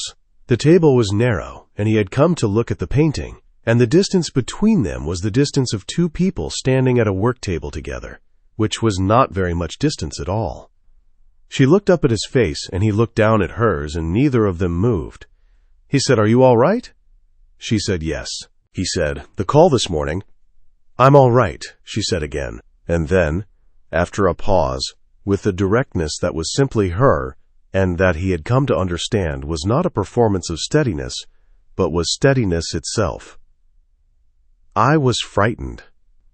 For a moment, before I called you." He was quiet. He looked at her. "Thank you," she said, "for coming here." "I'll always come," he said. The same quality as her directness.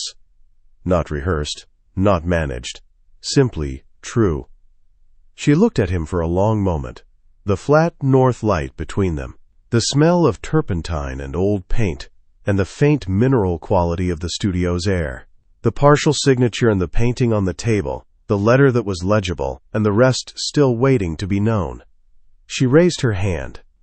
She pressed it flat against his chest, his sternum, just above the heart, and held it there, not taking his hand, not reaching for him. Simply placing her palm against him with the same deliberateness she brought to everything that required precision. He did not move. He did not breathe differently. He simply stood with her hand pressed against his chest and felt the specific, total weight of it. The warmth, the pressure, the decision that it represented. She could feel his heartbeat. She knew she could feel it because she saw, in the flat north light, a change in her expression, something moving across her face that was not managed, not contained, that arrived and stayed without her doing anything to direct it. She took her hand back. She went back to the painting. "Stay," she said, "while I finish this section, then we'll go home." He found the chair near the window. There was always a chair near the window, he understood now, for the person who sat and watched her work, and he sat in it. He stayed. And when she had finished the section and cleaned her brushes and turned off the lamp and put on her coat, he held the door for her, and she walked through it, and they went down the narrow stairs together and out into the November city. She did not take his arm, but she walked close enough that her shoulder was against his, and she did not move away, and neither did he, and they walked the 4 blocks to where the car was waiting in a silence that was not waiting for anything to be said. It was simply the silence of 2 people who had been honest with each other and were now moving through the same space in the same direction. It was the most comfortable silence he had ever been inside. He thought, "I would spend a considerable amount of time, the rest of whatever time I have, in this silence."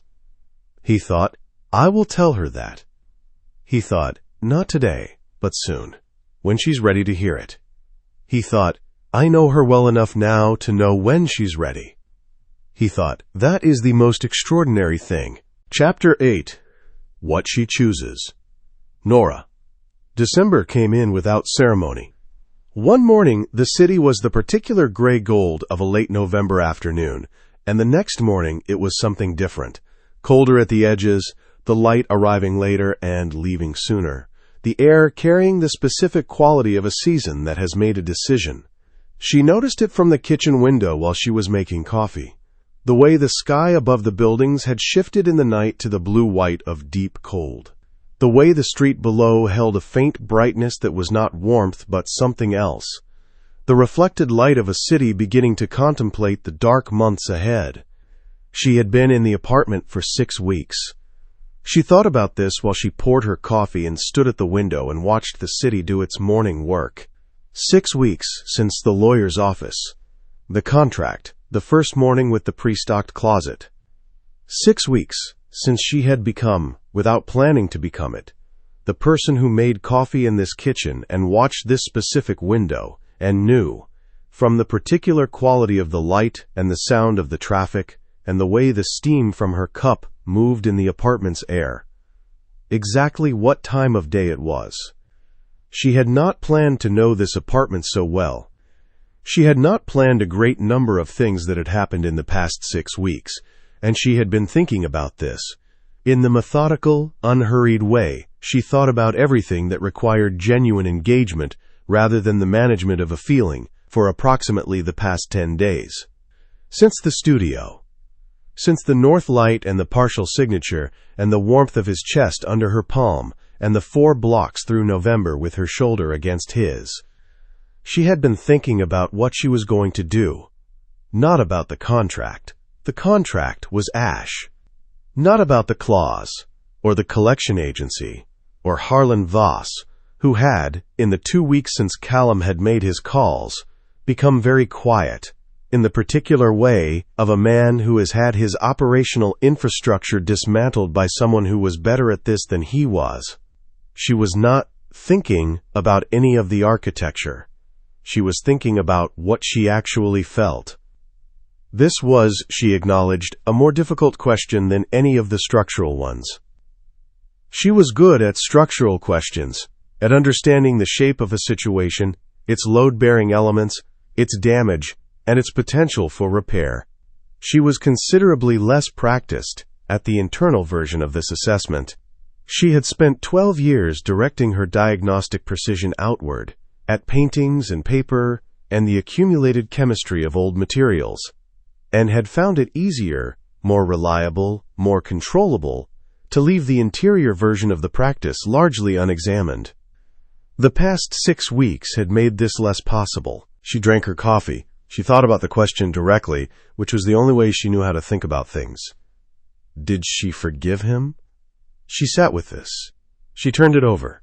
She examined it the way she examined craquelure in an aged oil painting, following the pattern of the cracks, understanding the direction of the stress, the age of the damage, the layers beneath. He had built the debt. He had used her fear. He had engineered the circumstances of her desperation with patience and precision and the full resources of his considerable intelligence. And he had done this because he did not know at the time how to want something without removing the alternatives. He had told her this himself. He had not offered it as an excuse. He had offered it as the most accurate description of what had happened in him. And she had believed it because she had now spent 6 weeks in close proximity to Callum Rowe. And she understood, with the specific clarity that came from genuine attention rather than assessment, that he did not soften things. He had also come to her studio without being asked to wait, sat in the chair by the window and listened to her brush moving. Dismantled Voss's structure in 40 minutes without once asking her to validate his approach. Said, "I'll always come with the flatness of a fact, rather than the performance of a promise." Stood in the kitchen on a Tuesday morning and made eggs with one hand, and not announced that he was doing it, and not waited to be thanked. She thought about the date on the folded paper in her passport. She thought about what it meant that he had put it there, not as evidence, not as leverage, but as a record. The private archiving of something that had mattered to him before he had found a use for it. The instinct to document the moment before strategy had touched it. She set her cup down. She went to find him. He was in the living room. He was sitting in the chair by the window, the chair she had been thinking of increasingly as his chair, which was a thought she had been observing without directing, with a book open in his lap that he was not reading. She could tell he was not reading it, because the particular quality of his stillness, when he was actually reading, involved a quality of forward-leaning attention that was not present now. Now he was simply sitting with the book in his lap and looking at the middle distance above it in the way of someone whose mind was occupied with something that had no corresponding text. The Flemish portrait was on the wall across from him. The woman in the white collar, the expression that refused to commit. Nora stood in the doorway and looked at the painting, and then at him, and then at the painting again, and she thought about what he had told her, that he had bought the portrait 3 years ago, a year before the gallery, as if he had been moving towards something without knowing what it was, and she thought about what it meant that he had lived with this painting for 3 years, that it had hung in this room before she existed in his life at all, and that the subject of it was a woman he had watched her restore. She said, "I want to work on it." He looked up. He looked at the portrait and then at her. "It needs cleaning," she said. "The varnish is yellowed. There's surface grime from at least 30 years of interior environment. Whatever's underneath is considerably warmer than what you're looking at now." She looked at the painting. "The expression will change when the varnish comes off. That happens sometimes. You think you know what something looks like, and then you remove what's been accumulating on the surface, and it's different. Different how?" She considered the painting. "More present," she said. "More itself." He was quiet for a moment. "All right. I'll need to take it down. Set up a proper work area. It'll take several sessions. This isn't a watercolor. This is a full surface treatment. Whatever you need." She crossed the room. She stood in front of the portrait and looked at it at close range. The surface topography of the varnish, the way the yellowing had shifted the entire color temperature of the image toward amber, the place near the lower left where something had been cleaned improperly at some point in the past and left a slight irregularity in the varnish layer. She reached up and carefully lifted the frame from its hook. The portrait came off the wall. She carried it to the dining table and set it on the protective pad she had laid out. She set up the lamp at the correct angle, raking light first to read the surface, and then sat down and looked at the painting properly for the first time. The woman looked back at her. She heard him cross the room. She heard the particular sound of him settling into the other chair at the table, not her work chair, the one beside it, the chair she now understood he used when he intended to stay for a while. She did not look up. She was looking at the woman in the white collar, and she was taking inventory. She picked up the swab. "Tell me about the day you saw me," she said, "in the gallery, what you saw from the other side of the curtain." He was quiet for a moment. She kept her eyes on the painting. "You were working on the portrait," he said. "The related work. A different canvas, same woman, same painter. You had it on a tilted easel. You were cleaning the upper right quadrant, and you had been doing it for a very long time, and you had not stopped to rest, and you had not looked away from it." She touched the swab to the first test area. The solvent was mild. She always started mild, and where the cotton made contact with the surface, the varnish began to yield almost immediately. The area was maybe 5 millimeters across. Beneath it, the color of the woman's collar shifted from warm amber white to the cooler, cleaner white of what was actually there. "Go on," she said. "There was a man from the foundation who came to tell you the event was starting. You told him you needed 10 more minutes. He told you the guests were waiting. You said—" A pause. Something in his voice that was not quite amusement and was not quite anything else. "You said, 'The guests can wait 10 minutes. The painting has been waiting 200 years. She made the second test stroke, more white, more of the woman's collar, as it had actually been painted. "I moved my chair closer," he said. "The curtain was between us. I moved it as close as I could without disturbing the curtain." "Why?" "Because I wanted to hear you breathe." Her hand stilled over the painting. She looked at the swab, the small area of clean surface, the column of white emerging from beneath the amber. She breathed once, deliberately. She went back to work. She worked for 2 hours. He stayed for all of it. Not always talking, long stretches passed in the quiet that had become, over 6 weeks, the most natural quality of the space between them. She worked and he watched, and occasionally one of them said something that was either about the painting or about something else entirely, and the two kinds of conversation had begun to feel like the same conversation, both of them translations of the same underlying thing. She cleaned the upper third of the portrait. The woman's face emerged from beneath the varnish in increments. Not dramatically, not all at once, but gradually, each cleaned section revealing a slightly different quality of paint, slightly different color, slightly more specific. The woman's skin, which had read as warmly amber under the old varnish, was revealed to be cooler, more complex, not pale exactly, but with an undertone that the yellowing had obscured, a quality that made her look less remote and more considered. "You're right," Callum said from the other chair. "She looks different." "I told you she would." More present.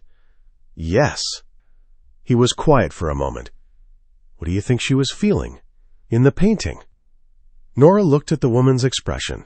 The expression she had thought, looking at it under varnish, refused to commit. Now, with the upper portion cleaned, it was different. Not softer. More specific. The quality of the expression was not ambivalence. It was the expression of someone who had made a decision and had not yet spoken it aloud. "She's decided something," Nora said. Whatever it was she was sitting with before the painter arrived. She'd been sitting with it for a while, and she'd reached the end of it. Callum looked at the painting for a long moment. "That's not what I saw before." "No." Nora cleaned the last section of the upper third and set her swab down. She looked at what she'd revealed. "It's what was there. We just couldn't see it." She sat back. She looked at the woman in the white collar, cleaned from the forehead to the collarbone, the lower portion of the portrait still amber and obscured. The woman looked back at her with the expression of someone who has reached the end of a long internal process and is simply waiting for the right moment to say it aloud. Nora looked at the painting for a moment longer. Then she looked at Callum. He was already looking at her. "I've been thinking," she said, "about what forgiveness actually is." He was very still. "Not in the abstract," she said, "specifically. What it would mean in this particular situation, with this particular—" She paused. "With what actually happened between us." which is complicated, which involves things I can't simply decide to feel differently about because I'd prefer to. I know, he said. I have been trying to understand what you were trying to hold, she said. Not excuse it, understand it. She looked at her hands, at the slight chemical smell of the solvent still on her gloves, the clean white of the cotton swabs. You spent 34 years turning wanting into engineering because you'd learned, somewhere early, that wanting something directly was, she looked for the word, vulnerable, in a way that felt dangerous. He said nothing. He was watching her with the quality of attention that had no performance in it. And then you saw me, she said, and you wanted something you didn't know how to want, and you did the only thing you knew how to do, which was build. And the building was wrong. It was wrong, Callum. It used real fear and real loss, and I'm not going to call it something other than what it was. But underneath it, before it, the wanting itself. She looked at him. That wasn't wrong. The room was completely quiet.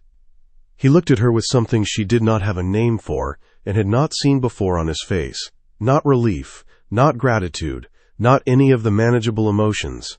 Something larger, something that had been there for a long time behind the control and had never had a face it was allowed to make.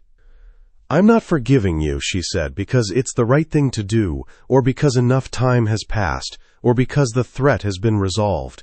I'm forgiving you because I understand what you were trying to hold, and because understanding it, I can see what it cost you to hold it that way, and because, she paused.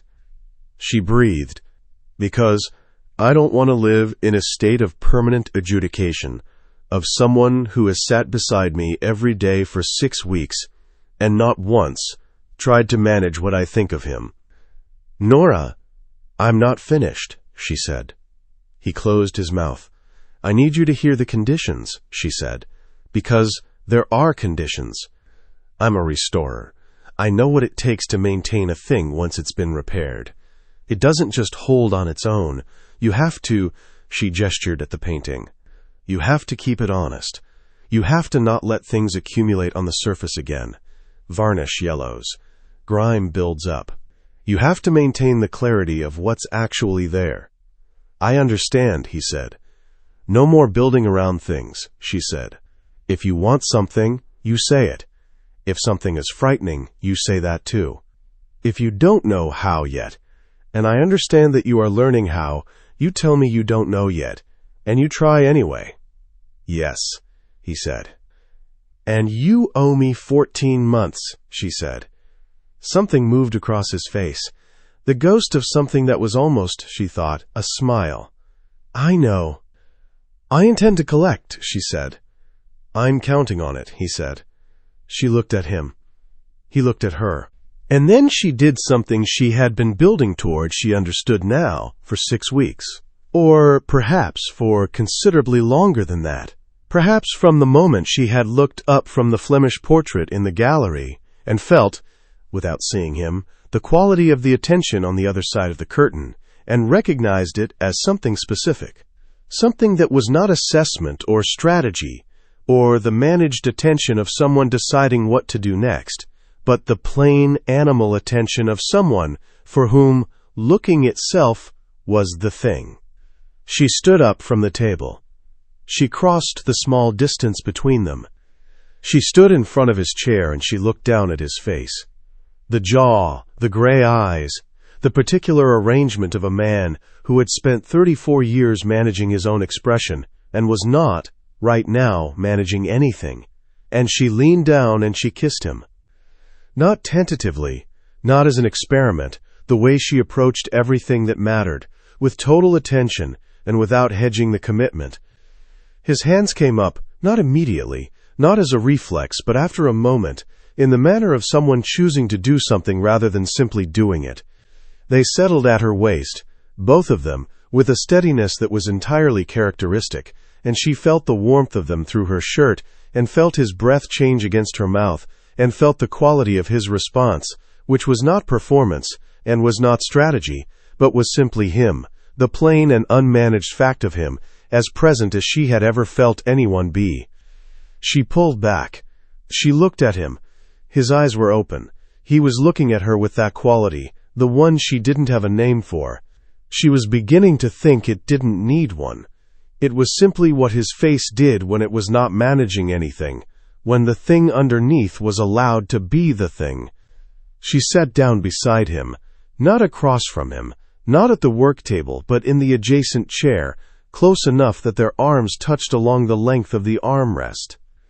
She looked at the Flemish portrait on the table, the woman in the white collar, half cleaned, half still amber. The expression that was not ambivalence but decision, the face of someone who had reached the end of a long internal process and had said it aloud. "I'll finish her tomorrow," Nora said. "I'll be here," he said. She did not look at him. She looked at the painting and at the window, and at the December light coming through it, which was the flat, clear light of deep cold, the light that showed things as they actually were. She could feel the warmth of his arm against hers. She did not move away. She thought about her mother and the promise she had made, not happiness, all right, and she thought that her mother had been, as she was about most things, entirely accurate. All right was precisely what this was. All right was, it turned out, considerably more than she had understood the word to mean. Outside, December continued its quiet arrival. The light held for another hour before it began its early retreat, and in the apartment, the lamp above the portrait cast a warm circle over the woman's half-revealed face, and Nora sat in the adjacent chair with her arm against his arm, and did not perform anything, and did not manage anything, and did not count anything at all. She simply stayed. It was, she thought, exactly enough. Epilogue. The portrait. Finished. Nora. 1 year later, the portrait hung in the living room and looked entirely like itself. She had finished the cleaning the week after Chapter 8's quiet evening. 3 more sessions, each one shorter than the last, as the surface yielded more readily, as if the painting had been waiting for the right conditions, and, having waited long enough, was no longer interested in resistance. The final session had taken 40 minutes. She had cleaned the last quadrant, the lower left where the woman's hands rested in her lap, and she had sat back and looked at what was revealed, and she had exhaled, the specific exhale of the spent cost of careful work. And Callum, who had been in the chair beside her for all 3 sessions without being asked to be there, and without making anything of being there, had said nothing. He had just looked at the painting. The woman in the white collar, fully herself now, the expression that was not ambivalence, but decision. The hands in the lap, patient and particular, the whole figure returned to what it had actually been.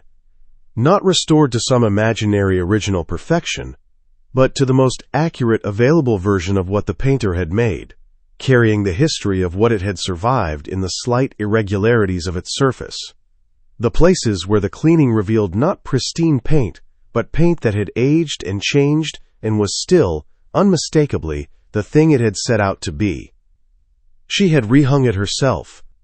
She had chosen a slightly different position on the wall, a few inches to the left of where it had been, where the morning light from the east-facing window caught it at a better angle, and the woman's expression was visible from the kitchen doorway.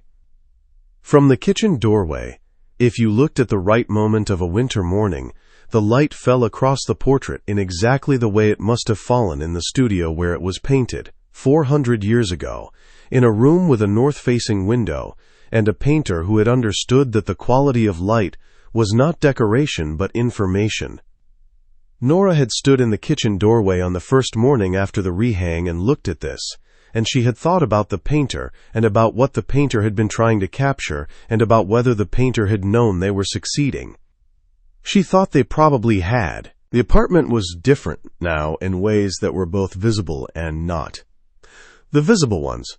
Her work table was permanent at the dining room end. Petra had sourced a proper conservation table, height adjustable with the correct lamp angles, which had appeared one morning without discussion and without Nora being asked about it, and which she had looked at for a moment before simply beginning to use it.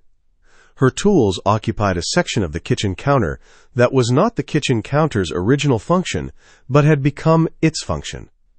There was a mug on the left side of the coffee maker that was her mug, which was a different mug from the ones in the cupboard and had been placed on the left side at some point without either of them consciously making a decision about the left side. The not visible ones were the things she noticed from the inside of them, the quality of the silences, which had changed character entirely from the managed silences of the first weeks. The way she could hear, from anywhere in the apartment, whether he was on a call or working quietly or simply in a room being still, and could calibrate her own movements accordingly without thinking about it. The way she had stopped counting things, the number of seconds of eye contact, the number of times his hand made contact with her, because counting had been the work of someone managing the significance of something they were not yet prepared to simply have. She had stopped managing it. It had, in the absence of management, become a different kind of thing, not simpler, more specific. The particular texture of a life shared between two people who had arrived at the sharing from an unusual direction, but had, in the arriving, understood more about the nature of the thing than they might have if they'd come to it by the conventional route. She did not think about this often. She was not a person who needed to narrate her own life back to herself. She simply lived in it, with the same quality of attention she brought to everything that mattered, and let it be what it was. It was a Saturday in December, the first Saturday of the month, which meant Petra had the morning, and the apartment was quiet in the specific way of an apartment without its third occupant when she found the box. She was looking for a reference photograph she had filed the previous spring when she had been mid-commission on a panel painting that required documentation of its condition before treatment. She had been through 2 drawers of the work table and was moving to the small storage cabinet against the far wall when she found, on the cabinet's lower shelf, a box she had not put there. It was a plain box, gray archival cardboard, acid-free, the kind she used herself for storing documents and photographs that needed preservation. It was sealed. Her name was not on it. Nothing was written on the outside. She set it on the table. She opened it. Inside, in the careful arrangement of someone who understood preservation, not stacked, not loose, each item separated by tissue paper, was a collection of things. A printed ticket from the Hartwell Foundation benefit. A newspaper clipping from a small arts publication reviewing an exhibition of Flemish works at a gallery she had contributed to 3 years ago, her name in the 3rd paragraph. A photocopy of the symposium program from the conference where she had given the talk on varnish oxidation. She lifted the items out one by one. At the bottom of the box, beneath all the others, was the gallery program. She recognized it immediately. The foundation's name on the cover, the date, the slightly heavier paper stock that indicated a formal event rather than a standard exhibition opening. She turned it over. The back was blank. She opened it. There, in the grid of photographs and descriptions of the evening's program, was a small rectangle of text she had not seen before, because it was on the inside back cover, which you only reached if you opened the program to the end, and she had not been the one who opened it to the end. He had. He had opened this program on the night of the event, and he had read to the back, and he had found, in the very last space of the document, a small paragraph about the conservation work being conducted on site. And in that paragraph, her name. And beside her name, in his handwriting, the small, precise, forward-leaning handwriting she knew as well now as her own, a single small mark, not an annotation, not a note, simply the mark a person made when they had found the thing they were looking for. She held the program. She stood at the work table in the December morning quiet, and she held the gallery program with its small mark beside her name, and she thought about the night of the event, the curtain, the 40 minutes, the program folded into his pocket. She thought about the drawer in his study that was no longer locked because there was nothing in it to lock away. She thought about the folder that was gone now. She had never asked what he had done with it, and he had never said. And she thought about the symposium video with its view count, and the folded paper in her passport with its single date, and all the ways a person could document something they were not yet sure they were allowed to want. She heard him in the hallway. She heard the quality of his footsteps, unhurried, the particular rhythm of a man who was not going anywhere urgently, and had stopped some months ago the habit of moving through his own apartment as if it required management, and then she heard them pause at the doorway of the living room, which meant he had seen the box open on the table. She did not turn around. She heard him cross the room. He stopped beside her, close. She could feel the warmth of him, the slight displacement of air. She could see, at the edge of her vision, his hand settle on the table beside the box, not reaching for it, not moving the things inside it, simply present. She held up the program. She did not look at him. She looked at the program, at the mark beside her name, at the particular quality of a mark made by someone who had found the thing they were looking for. "You should have put this in the drawer with the rest," she said. "I know. Why didn't you?" A pause. She felt rather than heard the quality of his answer forming. The slight deepening of his breath. The gathering of words from somewhere that was not preparation. "It was the first thing," he said, "before the folder, before any of it. I took it home, and I read it, and I found your name, and I put the mark there, and then I sat with it for a long time." A pause. "I couldn't put it in the drawer with the folder. The folder was strategy. This was—" He stopped. "Before," she said. "Yes." She turned around. He was closer than she'd realized. He always was, when she turned around in this apartment. Closer than the management of distance should have allowed. But then the management of distance had been retired some months ago, along with everything else that had required management. She looked at his face. The January morning light was behind him from the window, and it caught the side of his jaw and the edge of his expression, which was the expression she had no name for and no longer needed one. The expression of someone whose face was doing exactly what it was doing without deciding what to do. She set the program on the table. "You owe me 14 months, she said. Something crossed his face, the ghost of the thing that was almost a smile, the thing she had learned in the past year, to read as the preceding condition of actual warmth, the tell that lived just ahead of it. "I know," he said. "I've been calculating interest," she said. "I assumed you would. It's considerable." "I intend to pay it," he said, "every month, for as long as you'll let me." She looked at him. He looked at her. Outside, December was doing its quiet work, the flat, clear light of a winter morning, the particular stillness of a city on a Saturday before the rest of it woke up.